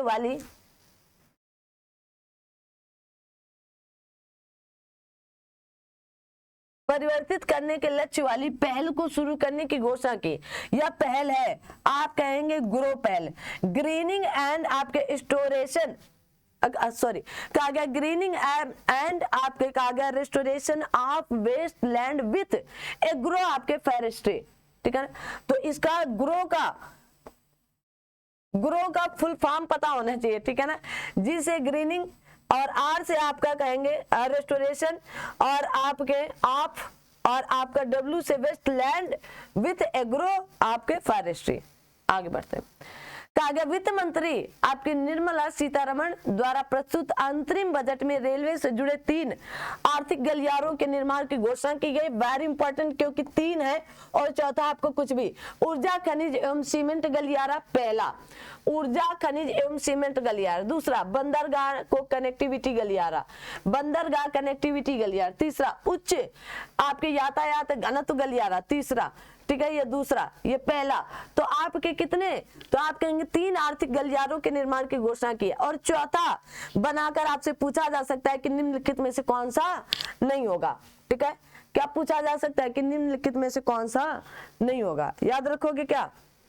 आगे आते, उड़ीसा राज्य सरकार द्वारा 100% राज्य वित्त पोषित MSP योजना का आगे आपके लाभा ना, लाभा या लघु वन कहा गया जाति द्रव्य क्रय को शुरू किया गया। तो लघु वन उपज के लिए, किसके लिए, लघु वन उपज के लिए। कसम किससे द्वारा, उड़ीसा के द्वारा, उड़ीसा राज्य के द्वारा। ठीक है, ठीक है, आगे आते। भारत सरकार द्वारा विश्व व्यापार संगठन WTO में नए राजदूत के रूप में नियुक्त कहा गया IAS अधिकारी आपके सेंथिल पांडियन जी हैं। कौन है, सेंथिल पांडियल जी। प्रधानमंत्री मोदी द्वारा अमेरिका के बाहर कहा गया अत्याधुनिक Boeing India engineering and technology centre के परिसर का उद्घाटन किया है बेंगलुरु पर। कहां पर, अमेरिका के बाहर अगर कोई आधुनिक Boeing India engineering and technology centre की परिसर का उद्घाटन हो रहा है तो हमारे बेंगलुरु, कर्नाटक के बेंगलुरु, सिलिकॉन वैली कहा जाता है। 2024-25 की खरीफ फसलों के लिए न्यूनतम समर्थन मूल्य में धान सामान्य की फसल के लिए घोषित समर्थन मूल्य कितना है, 2300 रुपए। कितने, 2300 रुपए। ठीक है, रुपए प्रति कुंतल, है ना, कुंतल है। ठीक है, आगे बढ़ते हैं। हाँ, अब आता है आपकी, हाँ सही प्रश्न है यहाँ पर, खरीफ की फसलें निम्नलिखित में से कौन कौन सी होंगी। तो एक तो आपको यहां से पता चल गया धान होगा। कौन सा होगा, धान। अब दूसरा क्या लिखोगे आप लोग, लिख लो भाई, है ना, क्या बोलोगे, चावल, चावल, मक्का, है ना, मक्का। क्या आपका यहाँ पर ज्वार, बाजरा, रागी, क्या कहेंगे, रागी। इसके अलावा आप कहेंगे सोयाबीन, कौन सी, लिख लो, सोयाबीन, सोयाबीन, मूंगफली, अभी समय आ रहा है, मूंगफली, कपास। ये सब कैसी फसलें हैं, खरीफ की फसलें। कैसी हैं, खरीफ की फसलें। तो याद रखना है आपको कि चावल, मक्का, बाजरा, है ना, ज्वार भी लिख सकते हैं, मक्का कहा गया, चावल, मक्का, बाजरा, रागी, सरसों नहीं, रागी अलग होती है दूसरी, है रागी, सोयाबीन, मूंगफली और कपास, ये आपके प्रमुख मानी जाती हैं। ठीक है, आगे आते हैं। कहा गया आपके कंटेनर पोर्ट प्रदर्शन सूचकांक 2023 के कारण भारत के बंदरगाहों को आपके वैश्विक शीर्ष 100 बंदरगाहों में स्थान मिला है। तो 9 बंदरगाहों को चीन का कहा गया यांगसान बंदरगाह एवं ओमान का आपके कहा गया सलालाह बंदरगाह शीर्ष स्थान पर रहा है। ठीक है, ठीक है, ठीक है। तो भारत के बंदरगाहों को वार्षिक 100 बंदरगाहों में कितने, 9 बंदरगाहों को दिया गया। लेकिन चीन का यांगसान बंदरगाह एवं ओमान का कहा गया सलालाह बंदरगाह शीर्ष स्थान पर। तो संयुक्त रूप, तो आपसे यह भी पूछा जा सकता है कि यांगसान बंदरगाह कहाँ का है और आपके सलालाह बंदरगाह कहाँ का है, तो ओमान के हैं। ठीक है, वो चीन का है। आगे कहा गया केंद्रीय मंत्रिमंडल ने आपके कहा गया 76,200 करोड़ की लागत से सभी मौसमों में अनुकूल ग्रीन फील्ड बंदरगाह विकसित करने के प्रस्ताव को मंजूरी प्रदान की है। कहा गया महाराष्ट्र के वदावन में। कहां पर, वदावन में। आगे बढ़ते हैं। अब कहा गया भारत का पहला ट्रांसशिपमेंट हब निर्माण किया जा रहा है। कहां पर, आप कहेंगे केरल के विजिंगम पोर्ट पर। कहां पर, विजिंगम पोर्ट पर। याद रखो, जिम्बाब्वे द्वारा स्वर्ण समर्थित मुद्रा जारी की गई जो जिम्बाब्वे डॉलर की जगह पर लेगा जिंग, और इसका अर्थ क्या होगा, जिम्बाब्वे गोल्ड, है ना, क्या होगा, जिम्बाब्वे गोल्ड। आगे आते हैं। जून 2024 में जारी कहा गया आपके OAG डाटा के अनुसार घरेलू एयरलाइंस बाजार के मामले में भारत की वर्तमान स्थिति क्या है। 5वें से तीसरे स्थान पर पहुंच गया है। ठीक है, अब आता है ग्लोबल फॉरेस्ट वॉच के अनुसार भारत में वर्ष 2000 के बाद से वृक्ष क्षेत्र नष्ट हो गए हैं। कितने, ये पढ़ा भी रखे, 2.33 मिलियन हेक्टेयर। ठीक है, भारत मानक ब्यूरो द्वारा ईवी वाहनों के 2 मानक पेश किए गए। कौन कौन से, एक तो आपका ये और एक ये, तो याद कर लो कि ISI 18590 आपके 2024, कहा गया IS 18606 से 2024। तो आपके भारत मानक ब्यूरो द्वारा ईवी वाहनों के 2 मानक तय किए गए। कहा गया जून 2024 में आपके अंकटाड द्वारा जारी रिपोर्ट के अनुसार वर्ष 2023 में FDI के मामले में वैश्विक स्तर पर भारत की रैंकिंग क्या रही, 15वीं, और प्रथम स्थान पर USA रहा है। कौन रहा है, USA। ठीक है,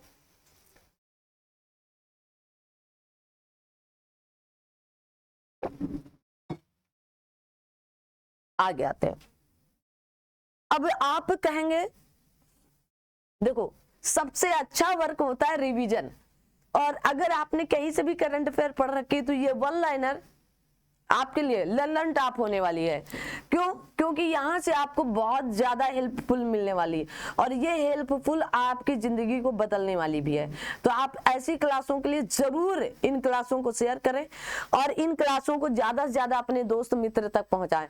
1 लाइनर पढ़ना आपके लिए अनिवार्यता भी है, ताकि आप ऑप्शन देख करके इनके प्रश्नों का उत्तर टू द पॉइंट दे सकें। आगे आते हैं, कहा गया आपके ऑक्सफोर्ड इकोनॉमिक्स ग्लोबल आपके सिटीज इंडेक्स 2024 के अनुसार वैश्विक शहर सूचकांक में शीर्ष पर स्थित शहर है न्यूयॉर्क, USA द्वारा। दिल्ली आपके 1000 शहरों में 350वें स्थान पर है। कौन से, 1000 शहरों पर। ठीक है, ठीक है, संयुक्त राष्ट्र पर्यावरण कार्यक्रम द्वारा जारी वैश्विक स्तर पर फूड वेस्ट इंडेक्स रिपोर्ट 2024 में समूचे विश्व में भूखे लोगों की संख्या 83 मिलियन है ना, कितनी है, 83 मिलियन। ठीक है, याद रखना भाई, है ना। तो कहा गया फूड वेस्ट इंडेक्स 2024 में विश्व में भूखे लोगों की, इतने लोग भूखे सोते हैं, सोचो जरा, है ना। और हम लोग क्या करते हैं, खाना को फेंकते हैं, है ना। शाम का खाना बच गया तो सुबह फेंक देते हैं, सुबह का बच गया तो शाम को। कृपया करके आप उसे देखो, ये बात भी कहनी, लेकिन या तो आप लिमिट में बनाएं या तो फिर आप खाने को वेस्ट ना करें। ताजा खाना है, अगर आपके मोहल्ले में कोई गरीब दुखी है कि ये एक टाइम ही खाना खाता है तो आप उसे बुलाकर दे सकते हैं। ऐसा मन पर विचार ना रखें और ना वो सामने वाला ऐसा मन पर विचार रखे, क्योंकि आजकल किसी को देना भी लोग सोचते हैं, गलत ही सोचते हैं। वो गरीब चाहे जितना हो लेकिन वो भी गलत सोच जाता है कि ऐसा क्यों मुझे खाना दे रहा है ना। तो आज की भलाई करना भी लोगों को कभी कभी भारी पड़ जाती है, तो इसलिए लोग अपनी तरफ से भलाई करना भी छोड़ दिए। भूख लगेगी तो खुद ही मांग लेगा आके ना।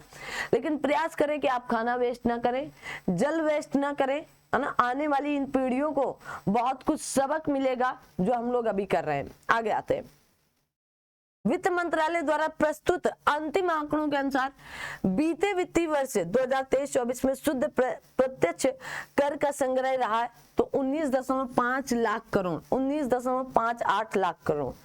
आगे आते हैं, वर्ष 23-24 में केंद्र सरकार द्वारा GST संग्रह रहा है तो 20.18 लाख करोड़, है ना, 20.18 लाख करोड़, है ना। कहा गया प्रतिष्ठित अमेरिकी मैगजीन टाइम ने वर्ष 2024 के शीर्ष 100 प्रभावशाली कंपनियों की सूची में शामिल 3 भारतीय कंपनियां भी हैं।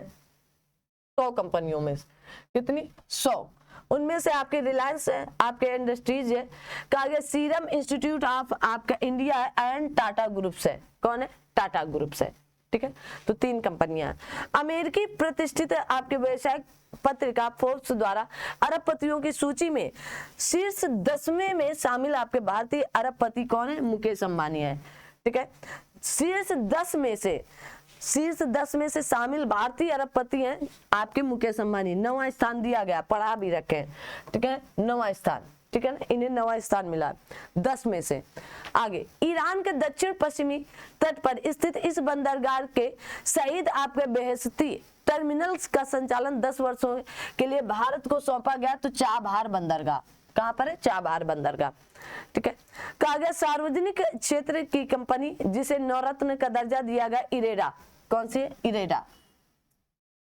अब आप बताएंगे इरेडा का फुल फॉर्म क्या होगा, अभी थोड़ी देर पहले बताया मैंने। आगे कहा गया कंपनी उत्पादन लिंक्ड आपके प्रोत्साहन योजना या आप कह सकते हैं PLI के लिए पात्र बनने वाली पहली भारतीय ई स्कूटर कंपनी बनी, तो आप कहेंगे ओला इलेक्ट्रिक, कौन सी है, ओला इलेक्ट्रिक। तो ये थी आपकी आर्थिकी। अब इसके आगे आएंगे केंद्रीय बजट 2024-25 का, इंपॉर्टेंट होने वाला है। तो अगर अभी तक आपने यूथ कंपटीशन टाइम्स को सब्सक्राइब नहीं किया है तो कर लीजिएगा, और अगर आपने सब्सक्राइब कर लिया है तो सेशन को शेयर करते चले, और अगर सेशन शेयर कर दिया है तो सेशन को लाइक भी करते चले। आप सभी लोग हो ना, आगे आते हैं। तो आगे केंद्रीय बजट 24-25 टू द पॉइंट बात करेंगे, इसलिए बहुत ही बेहतरीन क्लासें होंगी।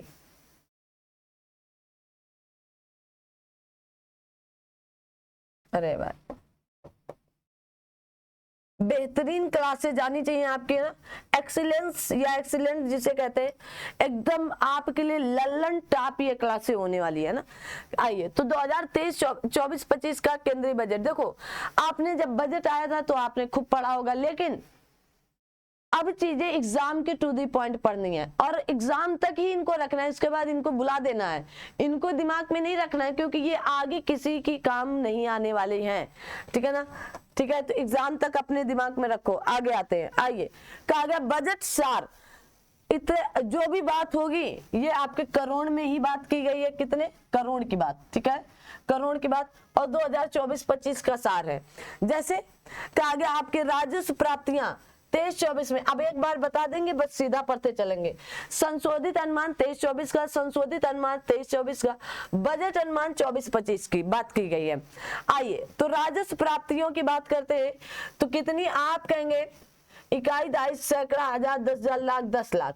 आप कहेंगे 26,99,713 आपके संशोधित अनुमान किया गया इतने करोड़ रुपए, और ये आपके संशोधित अनुमान, और वो आपके संशोधित अनुमान एक और आपके फिर बजट में, और यहाँ पर 27,28,412 करोड़ रुपए, और बजट अनुमान 2024-25 में ये इंपॉर्टेंट है आपके लिए 31,29,200 रुपए। ठीक है, आगे आते हैं। कर राजस्व केंद्र को निवल किया गया तो यहाँ पर 23,23,918 करोड़ रुपए, यहाँ पर आप कहेंगे 23,26,524 रुपए, और यहाँ पर आपका इंपॉर्टेंट 25,83,499 रुपए। कर विभिन्न राजस्व की बात की जाए तो आप कहेंगे 3,75,795 करोड़ रुपए, और यहाँ पर आप कहेंगे 4 लाख देख लेते हैं, इकाई, दाई, सैकड़ा, हजार, 10,000, लाख, है ना, लाख तक ही गया। तो आप कहेंगे 4 लाख, आपका 4,01,888 रुपए की बात कही, करोड़ रुपए के, और आपके अब बजट अनुमान में बात की गई है 5,45,701 करोड़ रुपए के। कहा गया पूंजी प्राप्तियां आपके 17,90,773 करोड़ रुपए की, और यहाँ पर आपके अनुमान संशोधित अनुमान 17,14,130 रुपए करोड़ रुपए के, और यहाँ पर 16,91,312 करोड़ रुपए की 24-25 के बजट में। ऋणों की वसूली तो आप कहेंगे 26,000, और यहाँ पर आप कहोगे पहले 26,000 आया, फिर उसके बाद 27,338 आ गया, फिर आपके अनुमानित किया गया है कहाँ पर, बजट पर अनुमान लगाया गया 28,000 के आसपास।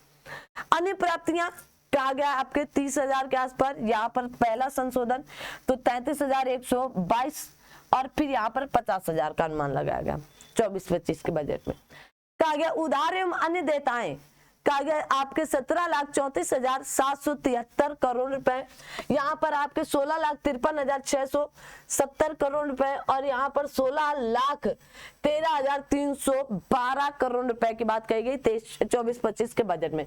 कुल प्राप्तियां 1+4 की बात की जाए तो कहा गया 44,90,486 करोड़ रुपए की, यहाँ पर आपके 44,42,500 42 करोड़ रुपए की, और आपके बजट 24-25 में 48,20,512 करोड़ रुपए की बात की गई। कुल व्यय अगर पूछा जाए आपके 10 + 13 की तो 44,90,486 करोड़ रुपए की। यहाँ पर 44 लाख कहा गया 42,542 करोड़ रुपए, एकदम सेम ऊपर नीचे हो गया है, ठीक है। और यहाँ पर भी है ना। तो कुल व्यय की बात करें तो आप कहेंगे 48,20,512 करोड़ 24-25 के बजट में। कहा गया राजस्व खाते पर जिसमें से आपके 35,40,239 करोड़ रुपए और आपका पहले संशोधित अनुमान कहा गया 34,94,036 रुपए करोड़ रुपए, और अगला कहा गया कि 37,09,401 करोड़ रुपए की बात कही गई है। ब्याज भुगतान की बात करें तो 10,55,427 करोड़ रुपए, और आपका पहला संशोधित अनुमान कहा गया कि 10,63,871 करोड़ रुपए, और आपके 24-25 के बजट में कहा गया 11,62,940 करोड़ रुपए। कहा गया पूंजीगत आपके अस्थियों के सृजन हेतु सहायता अनुदान एक कहा गया 3,21,190 करोड़ रुपए, यहाँ पर 3,787 करोड़ रुपए, वहां पर 39,39,778 करोड़ रुपए की बात कही गई। पूंजी खाते पर कहा गया आपका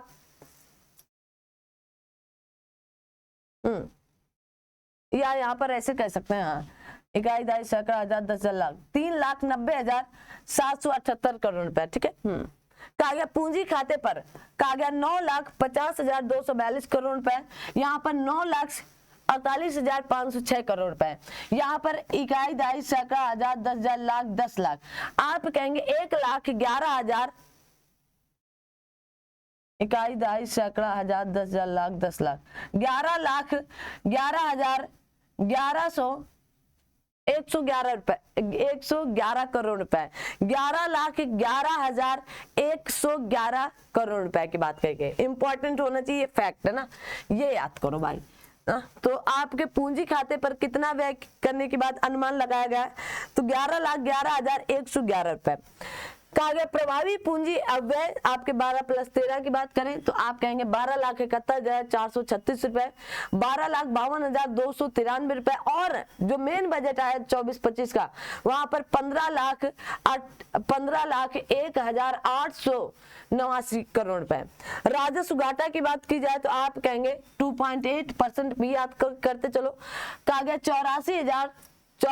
8,40,527 करोड़ रुपए, यहाँ पर 7,65,624 करोड़ रुपए, आपका परसेंटेज पर 2.6 ही है, यहाँ पर 2.8, यहाँ पर 2.6, और यहाँ पर आप देखेंगे कि 5,80,201 करोड़ रुपए और यहाँ पर 1.8 बचा, इसलिए ये इंपॉर्टेंट फैक्ट बनता। आगे आते हैं। अब कहा गया प्रभावी राजस्व घाटा आपके, तो कहा गया आपके 5,19,337 करोड़ रुपए 1.8%, यहाँ पर 4,61,837 करोड़ रुपए 1.6% पर, और यहाँ पर आपके कहा गया है कि इकाई दाई सैकड़ा हजार 10,000 1,89,423 करोड़ रुपए 0.6%। याद करो इसको। कहा गया राजस्व घाटा, याद कर लो इसको। कहा गया आपके 17 इकाई दाई सैकड़ा हजार 10,000 लाख 17,34,773 करोड़ रुपए, या आपकी बात करें परसेंट में 5.8%, यहाँ पर 16,53,670 करोड़ रुपए की बात, और यहाँ पर 5.6 मेन ये है। कहा गया 16,13,312 करोड़ रुपए और आपका 4.9%। कितना परसेंट है 2024-25 में आपका राजस्व घाटा 4.9%। प्राथमिक घाटा ये याद करो, ये और ये तीनों याद करो। कहा गया आपका 6,86,346 करोड़ या 2.6% की बात, और 5,89,799 करोड़ या फिर आपके 2% की बात करें 2.0, या फिर 4,50,372 करोड़ रुपए की बात करें, या फिर आप कहेंगे 0.4%। तो आपका अगर प्राथमिक घाटा पूछ लिया जाए तो 1.4% है। कितना 1.4%, 0 नहीं 1.4%।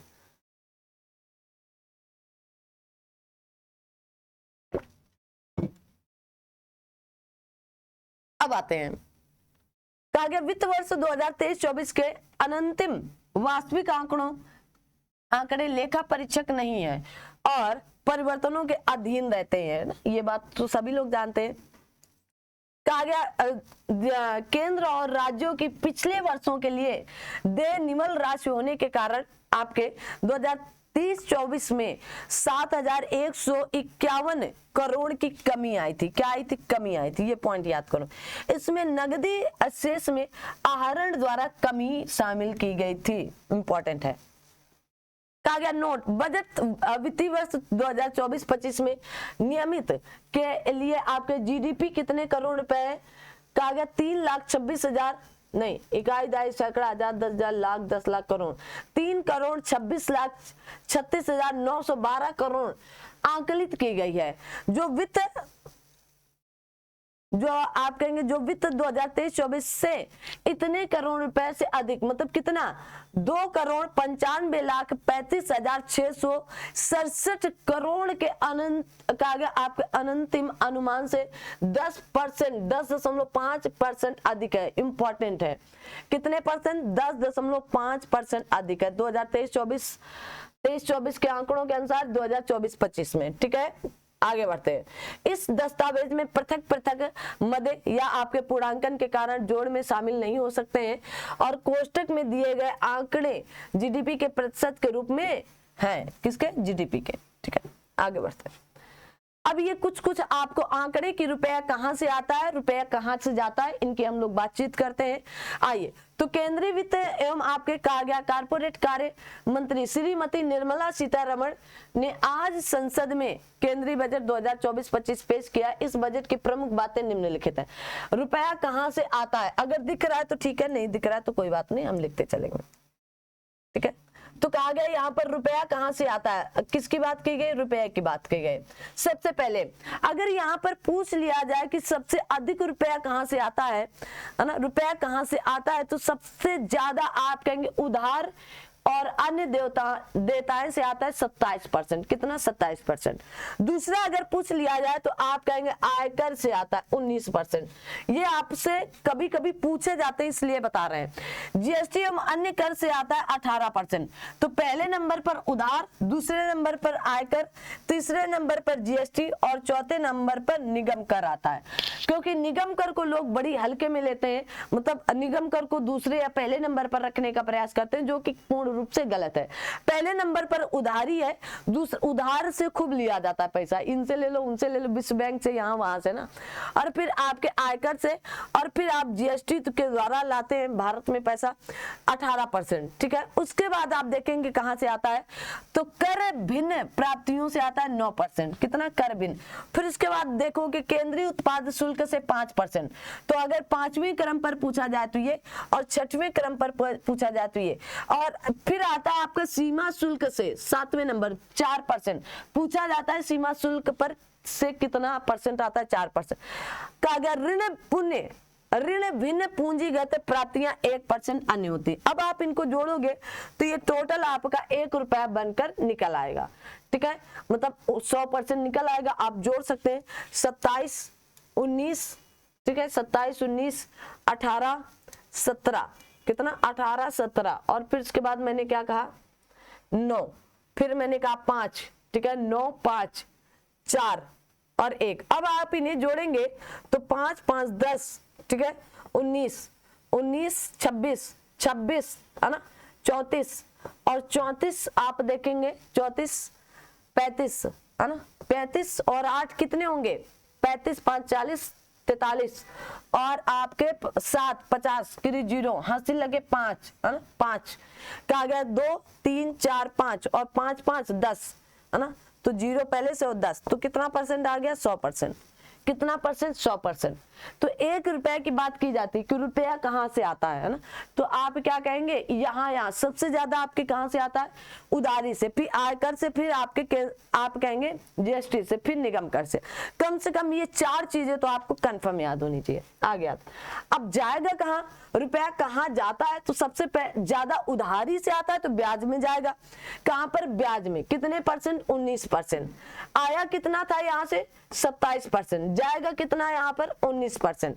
फिर उसके बाद आप देखोगे उसके बाद कहाँ, सॉरी अच्छा इससे पहले यहाँ इससे ज्यादा कहीं जा रहा है, कहाँ पर करों एवं शुल्क में राज्य में हिस्सा 21%, है ना, करों एवं शुल्कों में राज्य का हिस्सा 21%, ठीक है ना, लिखते चलो 21%। फिर इसके बाद आप कहेंगे दूसरे नंबर पर आप कहेगा ब्याज 19%। फिर इसके बाद आप कहेंगे केंद्रीय क्षेत्र स्कीम रक्षा और सब्सिडी पर पूंजीगत आपके परिव्यय को छोड़ करके 16%, कितना परसेंट 16%। फिर इसके बाद आप देखोगे इसके बाद अन्य व्यय के अंतर्गत कितना आता है 9%, कितना 9%। और इसी पर वित्त आयोग और आपके अन्य अंतरण के लिए 9%, कितना परसेंट 9%। उसके बाद देखो दो जगह रक्षा के लिए 8% और साथ में केंद्र प्रायोजित योजनाएं जो आती हैं केंद्रीय योजना उन पर भी 8%, कितना। हमारी अगर शिक्षा की बात की जाए तो क्या यहाँ पर कहीं पर भी शिक्षा से संबंधित बात की गई, सब्सिडी में जाता है कितना 6%। और आपके कहाँ जाता है 4% पेंशन पर, कितना 4% पेंशन पर जाता है। तो इतना आप देखोगे जोड़ोगे तो 100 रुपए आपका निकल करके आ जाएगा, ठीक है ना। तो जोड़ दो भाई, कैसे 10, है ना, और उसके बाद कैसे जोड़ो 10 और 15 25, कितने हो गए 10 15 25 और 25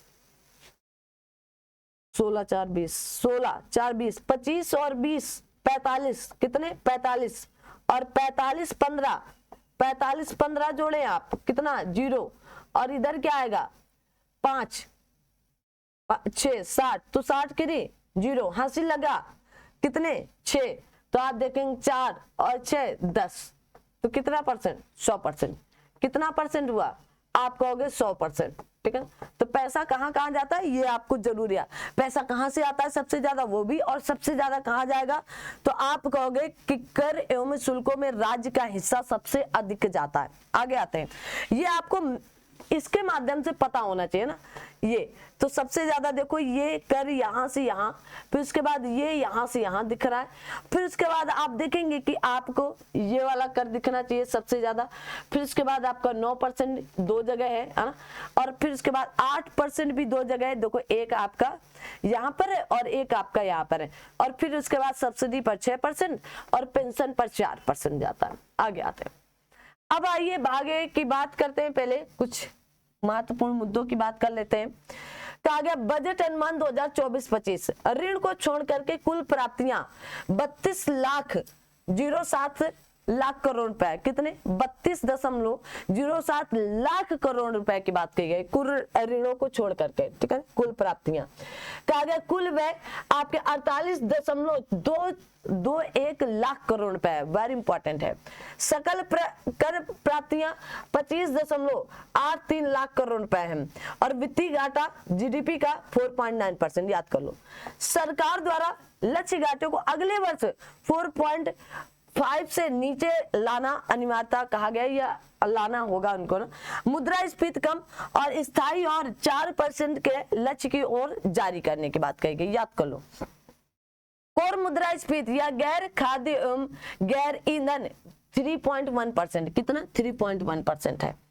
कहा गया बजट में रोजगार कौशल एमएसएमई और आपके मध्य वर्ग पर विशेष ध्यान दिया गया। ये चार आपके बताए गए, रोजगार पर, कौशल पर, एमएसएमई या एमएसएमई की बात की गई है, एमएसएमई, ठीक है, और मध्य वर्ग पर आपका विशेष ध्यान देने की बात कही गई है ना।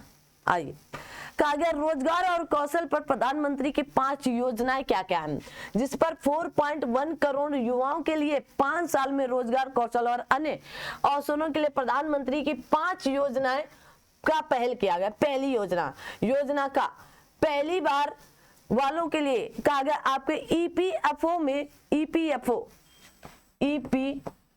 में याद करो ना, ईपीएफओ में पूंजीगत पहली बार रोजगार पाने वाले कर्मचारियों को 15,000 रुपए तक के 1 महीने का वेतन, जिसे 3 किस्तों में दिया जाएगा। पहली बात। दूसरी बात, बस ये पैसा देते हैं, है ना, और कुछ नहीं। अरे प्रोत्साहित करो शिक्षा की तरफ, नहीं लेकिन क्या करेंगे, है ना, इन ईपीएफओ में पंजीकृत पहली बार अगर आप रोजगार पाने वाले कर्मचारी हो तो आपको क्या 15,000 रुपए के 1 महीने का वेतन, जिसे 3 किस्तों में 5-5 हजार रुपए दिया जाएगा। दूसरा, योजना कहा गया विनिर्माण में रोजगार सृजन करने की बात की। कहा गया आपके कर्मचारी और आपके नियोक्ता दोनों को सीधे विनिर्दिष्ट स्केल पर प्रोत्साहन राशि उपलब्ध कराना, जो नौकरी के पहले 4 साल में दोनों के आपके ईपीएफओ योगदान पर निर्भर करेगा। हम आगे आते हैं। तीसरी योजना का नौकरी देने वाले को आपके मदद, क्या सरकार नियोक्ता को उसके ईपीएफओ योगदान के लिए 2 साल तक हर अतिरिक्त कर्मचारी पर 3,000 रुपए प्रत्येक महीना भुगतान करेगा। आगे चौथी बात, कौशल के नई केंद्रीय परियोजना का गया प्रायोजित योजनाएं, क्या क्या है, अगले 5 सालों की अवधि में 20 लाख युवाओं का कौशल बढ़ाया जाएगा, 1,000 औद्योगिक प्रशिक्षण संस्थानों का उन्नयन किया जाएगा, और आपके 5वीं बात, 5 साल में 1 करोड़ युवाओं को 500 टॉप कंपनियों में आपके इंटर्नशिप के लिए नई योजना बनाई जाएंगी, है ना, ठीक है।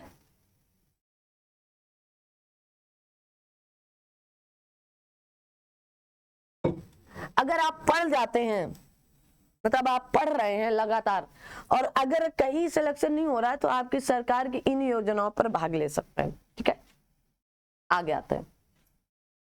कहा गया विकसित भारत की दिशा में 9 बजट प्राथमिकताएं दी गई हैं। कितनी? 9 बजट प्राथमिकताएं, वेरी इंपॉर्टेंट होना चाहिए। और पिछले 2023 के पीसीएस में ऐसे प्रश्नों को उठाकर डाला था, हवाइयां लोगों की निकल गई थी। आइए देखते हैं। पहला, कृषि में उत्पादकता और आपके अनुकूलता बनाना। कैसा बनाना? अनुकूलता बनाना। रोजगार और कौशल प्रशिक्षण देना। समावेश का गया समावेशी मानव संसाधन विकास और सामाजिक न्याय करना। विनिर्माण और सेवाएं प्रदान करना। शहरी विकास करना। ऊर्जा सुरक्षा करना। कहा गया और संरचना करना। नवाचार और अनुसंधान और विकास करना। अगली पीढ़ी के सुधार बनाना, पहले से, है ना। तो ये 9 आपके क्या दी गई हैं? 9 बजट प्राथमिकताएं दी गई हैं जो आपके दिमाग में होनी चाहिए। अब इनमें से पूछ लेगा कि देखो शिक्षा की बात नहीं की गई, तो हो सकता है शिक्षा डाल दे। रोजगार और कौशल प्रशिक्षण की बात की गई, लेकिन शिक्षा को उच्च बनाएंगे ऐसा कुछ भी नहीं दिया गया। आगे बढ़ते हैं। अब प्राथमिकता 1 क्या है ना, आइए देखते हैं। ओह माय गॉड, इसको तो बड़ा करने पर भी नहीं समझ में आएगा ना।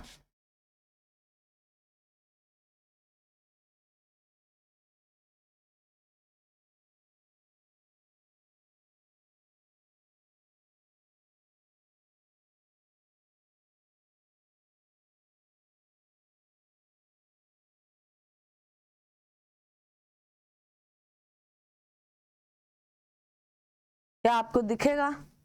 क्या दिखेगा? जब हमको नहीं दिखेगा तो आपको कहाँ दिखेगा? चलो मैं कुछ निकालती हूँ, यहीं से फिर पढ़ाएंगे प्राथमिकता, ठीक है। मुझे तो पेज दिए गए थे पढ़ने के लिए ना।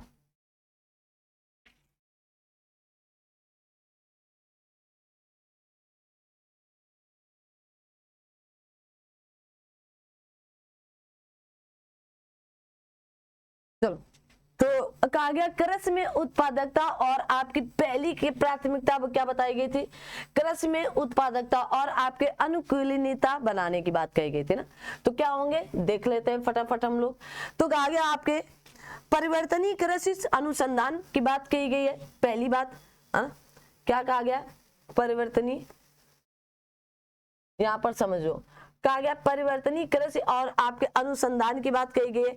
उत्पादकता बढ़ाने और जलवायु के अनुकूल किस्मों के विकास पर जोर देने के लिए कृषि अनुसंधान व्यवस्था की व्यापक समीक्षा की जाएगी, दूसरी बात। तीसरी बात क्या कही गई कि राष्ट्रीय सहकारिता नीति सहकारी क्षेत्र के आपके सहकारी क्षेत्र के प्रणालीगत व्यवस्थित और आपके चहुमुखी विकास के लिए बातचीत करेंगे, है ना। केवल सुनते जाना, अगर नहीं दिख रहा है, कहाँ दिखेगा, हमें नहीं दिख रहा है। आगे का आगे आत्मनिर्भरता करना, जैसे आपकी सरसों, मूंगफली, तिल, सोयाबीन और सूरजमुखी जैसी तिलहनों के लिए आत्मनिर्भरता दिखाना। चौथी बात क्या गई, सब्जी उत्पादन और आपूर्ति श्रृंखला कहा गया, उपज के संग्रहण, भंडारण और विपणन सहित सब्जी आपूर्ति श्रृंखलाओं के लिए किसान उत्पादक संगठनों, सहकारी समितियों और स्टार्टअप का बढ़ावा देने की बात कही गई। अगली बात कही गई कि नई किस्मों को शुरू करना। नई किस्मों कहा गया किसानों की खेती के लिए 32 कृषि, किसानों की कहा गया आपके किसानों की खेती के लिए किसानों की खेती बाड़ी के लिए 32 कृषि और बागवानी फसलों की 109, 32 कृषि, कितनी कृषि, 32 कृषि और 109 बागवानी फसलें। कैसी फसलें, 109 बागवानी फसलों की बात कही गई। बागवानी कहा गया 109 बागवानी फसलों की नई उच्च पैदावार वाली और जलवायु अनुकूल किस्म जारी की जाएगी। तो 32 और 109 याद रखो। 32 कैसी है, खेती बाड़ी के लिए 32 कृषि की बात, और 109 बागवानी फसलों की बात कही गई। ठीक है, ये याद रखना। आगे आते हैं,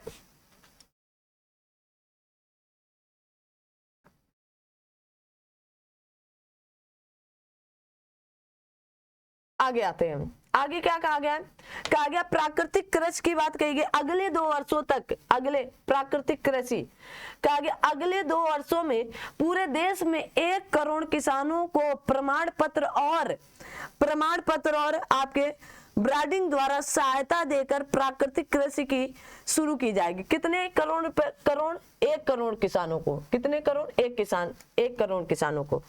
अगला कहा गया कि 10,000 आवश्यकता आधारित जैव आदान संसाधन केंद्र स्थापित किए जाएंगे। कितने, 10,000, याद कर लो इसको। ठीक है, कितने, 10,000 आवश्यकता आधारित जैव आदान संसाधन आपके केंद्र स्थापित किए जाएंगे। ठीक है, केंद्र स्थापित किए जाएंगे, ये केंद्र में स्थापित कराए जाएंगे। आगे आता है झींगा उत्पादन और निर्यात। किसकी बात, झींगा उत्पादन और निर्यात की बात।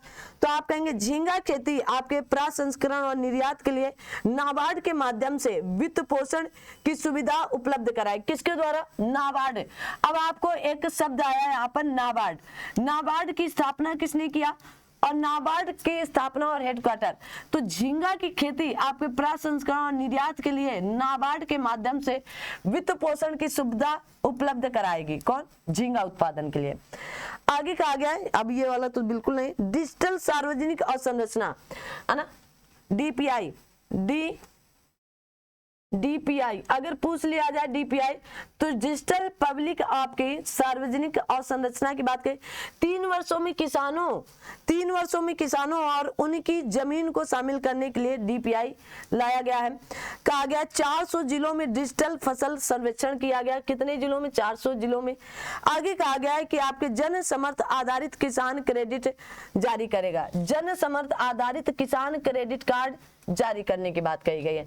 अब आप कहेंगे कि मैम अगली क्लास में करा लीजिएगा बड़ा करके, तो ये आपकी क्या है, बुक है ना, और ये बुक पर जैसा बना वैसे ही हमको फिर कल मिलने वाला है ना। ये बड़ा नहीं हो सकता या कलरफुल नहीं हो सकेगा, इसलिए मुझे चाहे आज पढ़ाएं चाहे कल पढ़ाएं ऐसे ही पढ़ाना पड़ेगा। आगे आते हैं, अब यहाँ पर कुछ चीजें दे दी गई है ना, सिंपल सी, तो ऐसे हम लोग देख लेते हैं। कहा गया कृषि और इससे जुड़े क्षेत्रों के लिए 1.5 लाख करोड़ रुपए का आवंटन किया गया है। किसानों की खेती बाड़ी के लिए 32 कृषि, है ना, जो चित्र में बताएंगे 32 कृषि और बागानी फसलों की नई 109 उच्च पैदावार वाली जलवायु अनुकूल किस्में जारी की जाएंगी। प्रमाण पत्र खेती के लिए 10,000 कहा गया आवश्यकता आधारित जैव आदान संसाधन केंद्र स्थापित किए जाएंगे और 3 साल में किसानों और उनकी जमीन को शामिल करने हेतु कृषि में डिजिटल सार्वजनिक अवसंरचना या डीपीआई को लागू किया जाएगा। तो इतनी बात अगर याद समझ में आए तो आइए चलते हैं आपके प्राथमिकता नंबर 2 की तरफ, है ना। अब इसमें कहा गया कि रोजगार और कौशल प्रशिक्षण की बात। किसकी बात, रोजगार और कौशल प्रशिक्षण की बात करें तो पीएम पैकेज या रोजगार आपके समृद्धि प्रोत्साहन के लिए 3 योजनाएं। कौन कौन सी योजना है? पहली, कहा गया सभी औपचारिक क्षेत्रों में पहली बार रोजगार प्राप्त करने वाले को 3 किस्तों में 15,000 रुपए तक 1 माह का वेतन दिया जाएगा। इससे 210 लाख युवाओं को लाभ प्राप्त होने की आशा है। पहली बात। दूसरी बात क्या कही गई? कहा गया योजना खा विनिर्माण क्षेत्र में रोजगार सृजन की बात करेगा। कहा गया सरकार ने आपके नियोक्ताओं के कहा गया ईपीएफओ अंशदान के लिए उन्हें 2 वर्षों तक 3,000 रुपए प्रति माह की कहा गया आपके प्रतिपूर्ति करेगा। क्या करेगा? प्रतिपूर्ति करेगी। कहा गया इसमें 50 लाख नौकरियों के सृजन होने की आशा है। ठीक है। अब कहा गया योजना का पहली बार रोजगार प्राप्त करने वालों के लिए, और इसमें क्या कहा गया है, एक तो इतना छोटा है कि इसमें भी नहीं दिख रहा ना। कहा गया पहली बार रोजगार प्राप्त करने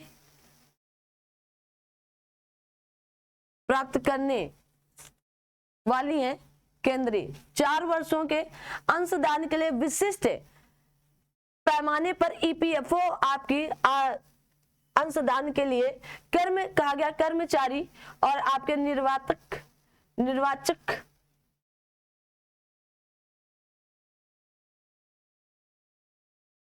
नियोक्ताओं दोनों को प्रोत्साहन किया जाएगा, है ना। आपके कर्मचारी और नियोक्ताओं दोनों को प्रोत्साहन। इसमें 30 लाख युवाओं को कहा गया आपका लाभ प्रदान या प्राप्त होने की आशा है। कितने? 30 लाख युवाओं को। आगे कहा गया उद्योग में, देखें डिटेल में है क्या, आइए यही देख लेते हैं ना। चलो छोड़ो उसको।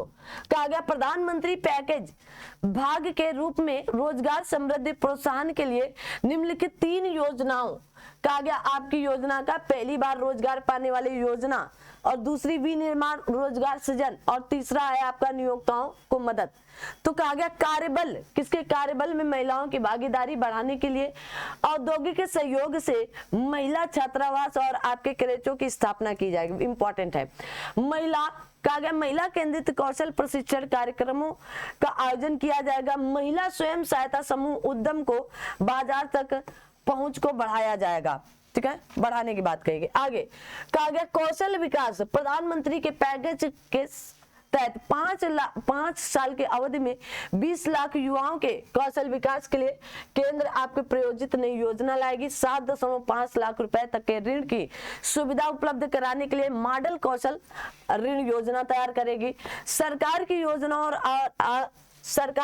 योजनाओं और नीतियों के तहत किसी लाभ के लिए पात्र नहीं होने वाले युवाओं को घरेलू संस्थानों में उच्चतर शिक्षा के लिए 10 लाख रुपए तक के ऋण हेतु सहायता प्रदान की जाएगी। आगे बढ़ते हैं। अब आता है आपका प्राथमिकता नंबर 3, और इसमें क्या बात कही गई कि आपके समावेशी मानव संसाधन विकास और सामाजिक न्याय की बात कही गई। कहा गया आपके पूर्वोदय विकास भी, आपका विकास भी और विरासत भी।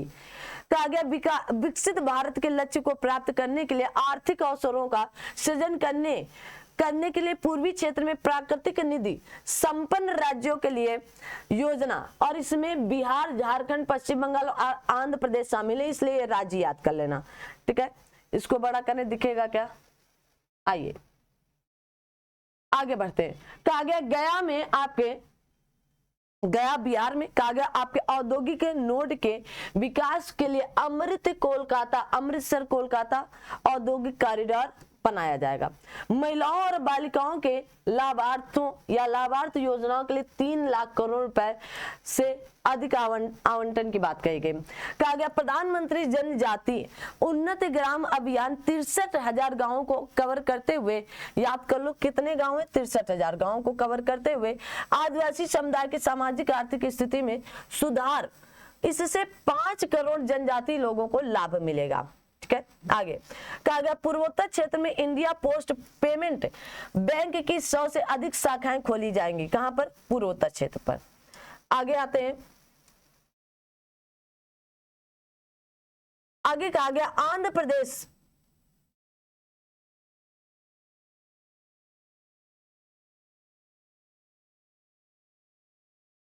आंध्र प्रदेश पुनर्गठन अधिनियम की बात कहा गया, वित्त वर्ष 2024-25 में 15,000 करोड़ रुपए की वित्तीय सहायता की व्यवस्था की जाएगी। देश के खाद्य सुरक्षा सुनिश्चित करने के लिए आपके कहा गया पोलावरम सिंचाई योजना को पूरा करने की बात, कहां पर, आंध्र प्रदेश में।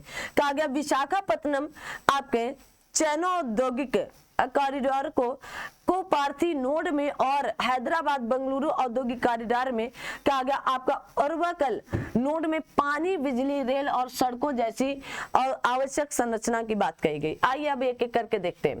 कहा गया है कि आपके अमृतसर कोलकाता औद्योगिक गलियारे के साथ गया में औद्योगिक केंद्र विकसित किया जाएगा। पहली बात याद रखो, 21,400 करोड़ रुपए की लागत से विद्युत परियोजनाएं आरंभ की जाएंगी, जिसमें आपके कहा गया पीरपैंती में 2400 मेगावाट का नया विद्युत संयंत्र शामिल किया जाएगा।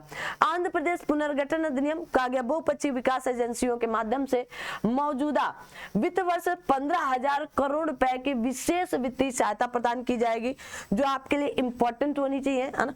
कहा गया विशाखापत्तनम चेन्नई औद्योगिक गलियारे में आपका कोपार्थी क्षेत्र और हैदराबाद बेंगलुरु औद्योगिक गलियारे में कहा गया आपका उर्वरकल क्षेत्र औद्योगिक केंद्र होंगे।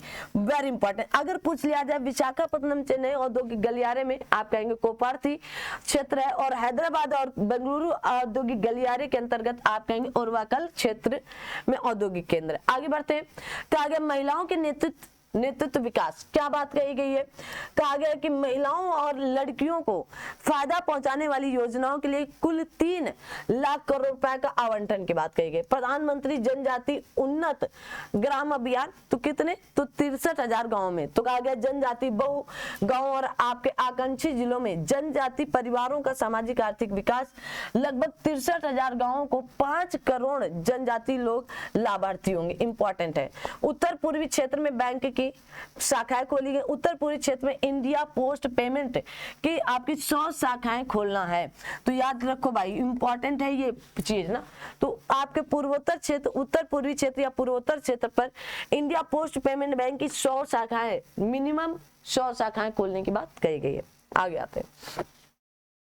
अब कहा गया प्राथमिकता नंबर 4 की बात करें अगर ना, तो यहाँ पर आपके विनिर्माण और सेवाओं की बात की जा रही है, तो सीधा हम लोग उधर ही चलते हैं, है ना।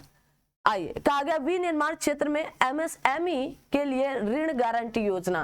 कहा गया गिरवी या तृतीय पक्ष गारंटी के बिना मशीनरी और उपकरण की खरीद के लिए एमएसएमई को आपके आवधिक ऋण की सुविधा देने के लिए ऋण गारंटी योजना। संकट की अवधि के दौरान एमएसएमई से या एमएसएमई को ऋण सहायता देना होगा। आगे कहा गया एमएसएमई को उनके संकट अवधि के दौरान कहा गया बैंक ऋण जारी करने की सुविधा के लिए एक नई व्यवस्था करेगा। कहा गया मुद्रा लोन, कहा गया तरुण श्रेणी के अंतर्गत मुद्रा ऋणों की सीमा को उन उद्यमियों के लिए मौजूदा 10 लाख रुपए से बढ़ा करके 20 लाख रुपए कर दिया जाएगा, जिन्होंने पहले के ऋणों को सफलतापूर्वक चुका दिया है। ठीक है, आगे आते हैं। अब आता है आपके ट्रेडर्स में अनिवार्य रूप से शामिल होने के लिए और अधिक संभावना। तो खरीदारों को कहा गया ट्रेड होता है आजकल ना, ट्रेड पर बहुत से लोग अपना पैसा कमा रहे हैं। तो कहा गया ट्रेड्स प्लेटफॉर्म पर अनिवार्य रूप से शामिल करने के लिए कारोबार की सीमा 500 करोड़ रुपए से घटा करके 250 करोड़ रुपए कर दी गई है। कहा गया ई कॉमर्स निर्यात केंद्र एमएसएमई तथा आपके पारंपरिक कारीगरों को अंतरराष्ट्रीय बाजारों में अपने उत्पादकों को बेचने में सक्षम बनाने के लिए सार्वजनिक निजी भागीदारी या कह सकते हैं आप PPP मोड पर ई कॉमर्स निर्यात केंद्र स्थापित किए जाएंगे। आगे आते हैं। महत्वपूर्ण खनिज मिशन, कहा गया घरेलू उत्पाद महत्वपूर्ण खनिजों की आपके रिसाइकलिंग और विदेशों में महत्वपूर्ण खनिज संपदा का अधिग्रहण करने के लिए महत्वपूर्ण खनिज मिशन की स्थापना की जाएगी। खनिजों का कहा गया आपके अपतटीय खनन, जैसे पहले से किए गए खोज के आधार पर खनन के लिए अपतटीय ब्लॉकों के पहले भाग की नीलामी शुरू की गई। अगर मैं पूछ लूं खान खनन खनिज संरक्षण अधिनियम कब आता है बताएं, इंपॉर्टेंट है। कहा गया डिजिटल सार्वजनिक अवसंरचना या आप कह सकते हैं DPI अनुप्रयोग। तो कहा गया ऋण, ई कॉमर्स, शिक्षा, स्वास्थ्य, विधि और न्याय या लॉजिस्टिक आपके MSME सेवा आपके कहा गया प्रदायगी और शहरी शासन के क्षेत्र में डीपीआई अनुप्रयोगों का विकास करने के बाद आगे आते हैं पांचवा, है ना, जल्दी से कर लेते हैं पांचवा। तो यहाँ आते हैं कहा गया आवागमन आपके उन्मुखी विकास। तो 30 लाख से अधिक जनसंख्या वाले 14 बड़े शहरों के लिए कार्यान्वयन और वित्त पोषण आपके रणनीति के साथ आवागमन उन्मुखी विकास योजना तैयार की जाएगी। शहरी आवास की बात करें तो प्रधानमंत्री आवास योजना शहरी 2.0 के अंतर्गत 2.2 लाख करोड़ रुपए के केंद्रीय सहायता सहित 10 लाख करोड़ रुपए के निवेश से अगले 5 वर्षों में 1 करोड़ शहरी गरीब और मध्यम वर्ग के परिवारों का आवास जरूरतों का समाधान किया जाएगा।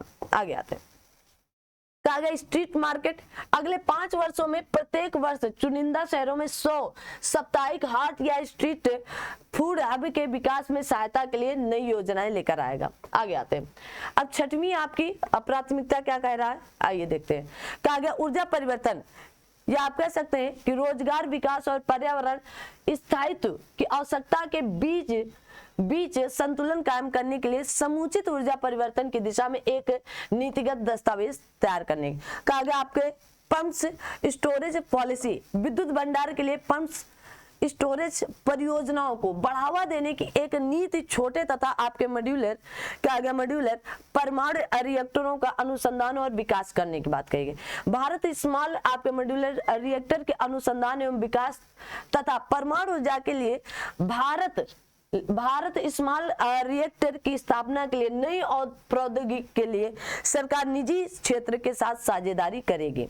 आगे आते हैं कहा गया उन्नत अल्ट्रा सुपर आपके कहा गया क्रिटिकल थर्मल पावर प्लांट। तो कहा गया उन्नत आपके अल्ट्रा सुपर क्रिटिकल और प्रौद्योगिकी का प्रयोग करके परिपूर्ण 800 मेगावाट का वाणिज्यिक संयंत्र स्थापित करने के लिए आपके एनटीपीसी और बीएचईएल के बीच एक संयुक्त उद्यम प्रस्तावित होगा। अब आप कमेंट करेंगे बीएचईएल का फुल फॉर्म क्या होगा, है ना, समझ गए होंगे, भेल लिखा है ना, तो फुल फॉर्म बताओ। कहा गया हाई टू आपका एबेट उद्योगों के लिए रोड मैप। अब कहा गया हाई टू एबेट उद्योगों के वर्तमान कहा गया आपके परफॉर्म अचीव एंड ट्रेड पद्धति से इंडियन कार्बन मार्केट पद्धतियों में परिवर्तन करने के लिए उपयुक्त आपका विनिमय किया जाएगा। आगे आते अब कहा गया 7वीं प्राथमिकता क्या है, तो इसमें बातचीत करते हैं हम लोग। कहा गया केंद्र सरकार द्वारा अवसंरचना में निवेश पूंजीगत व्यय के लिए 11,111 करोड़ रुपए डीजीपी का कहा गया जीडीपी का आप कहेंगे 3.4% का प्रावधान। राज्य सरकारों द्वारा अवसंरचना में निवेश, तो राज्यों को उनके संसाधन आवंटन में सहायता करने के लिए 1.5 लाख करोड़ रुपए के ब्याज रहित दीर्घावधि ऋण का प्रावधान किया गया। प्रधानमंत्री सड़क योजना, या आप कह सकते हैं 25,000 ग्रामीण कहा गया बसावटों के लिए आपके 12 मासी सड़क संपर्क उपलब्ध कराने हेतु आपके प्रधानमंत्री ग्राम सड़क योजना चरण 4 आरंभ किया जाएगा। आगे आते सिंचाई और बाढ़ आपके कहा गया उपशमन, तो बिहार में कोसी मेची अंतरराज्यीय लिंक और अन्य योजनाओं जैसी आपकी परियोजना के लिए 11,500 करोड़ रुपए की वित्तीय सहायता प्रदान की जाएगी। कोसी नदी को कहाँ का शोक कहा जाता है, कमेंट करेंगे। सरकार बाढ़, भूस्खलन और अन्य संबंधित परिवर्तनों के लिए या परियोजनाओं के लिए असम, हिमाचल प्रदेश, उत्तराखंड और सिक्किम को सहायता प्रदान करेगी। इंपॉर्टेंट है। पर्यटन से संबंधित अगर तो कहा गया आपका विष्णुपद मंदिर गलियारा, महाबोधि मंदिर गलियारा और राजगिरी का व्यापक विकास किया जाएगा। याद करो भाई, विष्णु मंदिर गलियारा, महाबोधि मंदिर गलियारा और राजगिरी का व्यापक विकास किया जाएगा। उड़ीसा के मंदिरों, स्मारक, शिल्प और वन्यजीव अभ्यारण्य, प्राकृतिक भूदृश्य और प्राचीन समुद्री तट के विकास हेतु सहायता। अब ये 9 आपकी प्राथमिकताएं, इसलिए 9 तक पढ़ा देते हैं, फिर उसके बाद अगली क्लास में आएगा। ये आपकी 8वीं प्राथमिकता आती है। कहा गया मूलभूत अनुसंधान और आपके प्रोटोटाइप विकास के लिए अनुसंधान नेशनल रिसर्च फंड स्थापित किया जाएगा और वाणिज्यिक स्तरों पर निजी क्षेत्र द्वारा संचालित अनुसंधान और नवाचार को बढ़ावा देने के लिए 1 लाख करोड़ रुपए के वित्तीय पुल की व्यवस्था की जाएगी। अंतरिक्ष अर्थव्यवस्था की बात करें तो अगले 10 वर्षों में अंतरिक्ष अर्थव्यवस्था को 5 गुना बढ़ाने पर निरंतर जोर देते हुए 1,000 करोड़ रुपए के उद्यम पूंजी निधि की व्यवस्था की जाएगी। इंपॉर्टेंट है। आगे लास्ट प्राथमिकता आज हम लोग देख लेते हैं। कहा गया ग्रामीण भूमि संबंधी कार्य कहा गया सभी भूखंडों के लिए अनन्य भूखंड पहचान संख्या आपके कहा गया ULPIN, इसका फुल फॉर्म बताएंगे, नहीं बताओगे तो हम बताएंगे इनका ना बाद में, ठीक है, जैसे ही क्लास खत्म हो आप लिखते चलना। अथवा भू आधार कहा गया आपका समवर्गीय मानचित्रों का डिजिटलीकरण की बात, किसकी कहा गया डिजिटलीकरण की बात कही गई। वर्तमान स्वामित्व के अनुसार मानचित्रण या मानचित्र उप प्रभागों का सर्वेक्षण की बात, भू रजिस्ट्री की स्थापना की बात, प्राथमिकता 9 बताई जा रही है। कहा गया कृषि रजिस्ट्री से जुड़ने की बात, यह जोड़ना। अब आते हैं शहरी भूमि संबंधी कार्य, जैसे शहरी क्षेत्रों में भूमि अभिलेखों को कहा गया GIS की मैपिंग के साथ आपके अंगीकृत किया जाएगा। और श्रमिकों के लिए विशेष सेवाओं की बात, जैसे ऐसे वन स्टॉप समाधान के लिए ई-कॉमर्स पोर्टल को अन्य पोर्टल से जोड़ना, तेजी से बदलते श्रमिक बाजार या कौशल संबंधी जरूरतों को उपलब्ध रोजगार की भूमिकाओं के लिए मुफ्त आपके आर्किटेक्चर डाटाबेस बनाना, रोजगार के इच्छुक लोगों को संभावित आपके नियोक्ताओं और कौशल आपके प्रदाताओं के लिए जोड़ने के लिए प्रणाली देना। आगे आते हैं। अब यहां से आपका आता है NPS वात्सल्य। अब ये आपका खंड बी आ जाएगा, तो यहाँ पढ़ लो कि नाबालिगों के लिए माता पिता और अभिभावकों द्वारा योगदान हेतु एक योजना के रूप में NPS वात्सल्य योजना शुरू की गई है। तो यहीं तक क्लास को रखेंगे और आपका खंड बी यहाँ से कल स्टार्ट करेंगे, अप्रत्यक्ष कर और ये सब क्या है। क्लास अगर अच्छी लगे, अब वन लाइनर पर आपको बहुत ज्यादा टाइम नहीं दे सकते हम लोग ना कि आपको एक एक डिटेल दे, यहाँ पर ऑलरेडी वन लाइनर इसीलिए लाया जाता कि आपको टू द पॉइंट वहीं पर बात की जाए। तो आप ये केंद्रीय बजट, आर्थिकी और आपके अंतरराष्ट्रीय जो करंट अफेयर से संबंधित बातें थी वो मैंने आपको आज बताई, और इसके आगे यहाँ से कल शुरू करेंगे। हो सकता है कल की आपकी क्लास लाइव ही रहे। तो आप सभी लोगों को यहाँ तक जुड़े रहने के लिए बहुत बहुत धन्यवाद। मिलते हैं कल, तब तक के लिए थैंक यू सो मच। जय हिंद, जय भारत।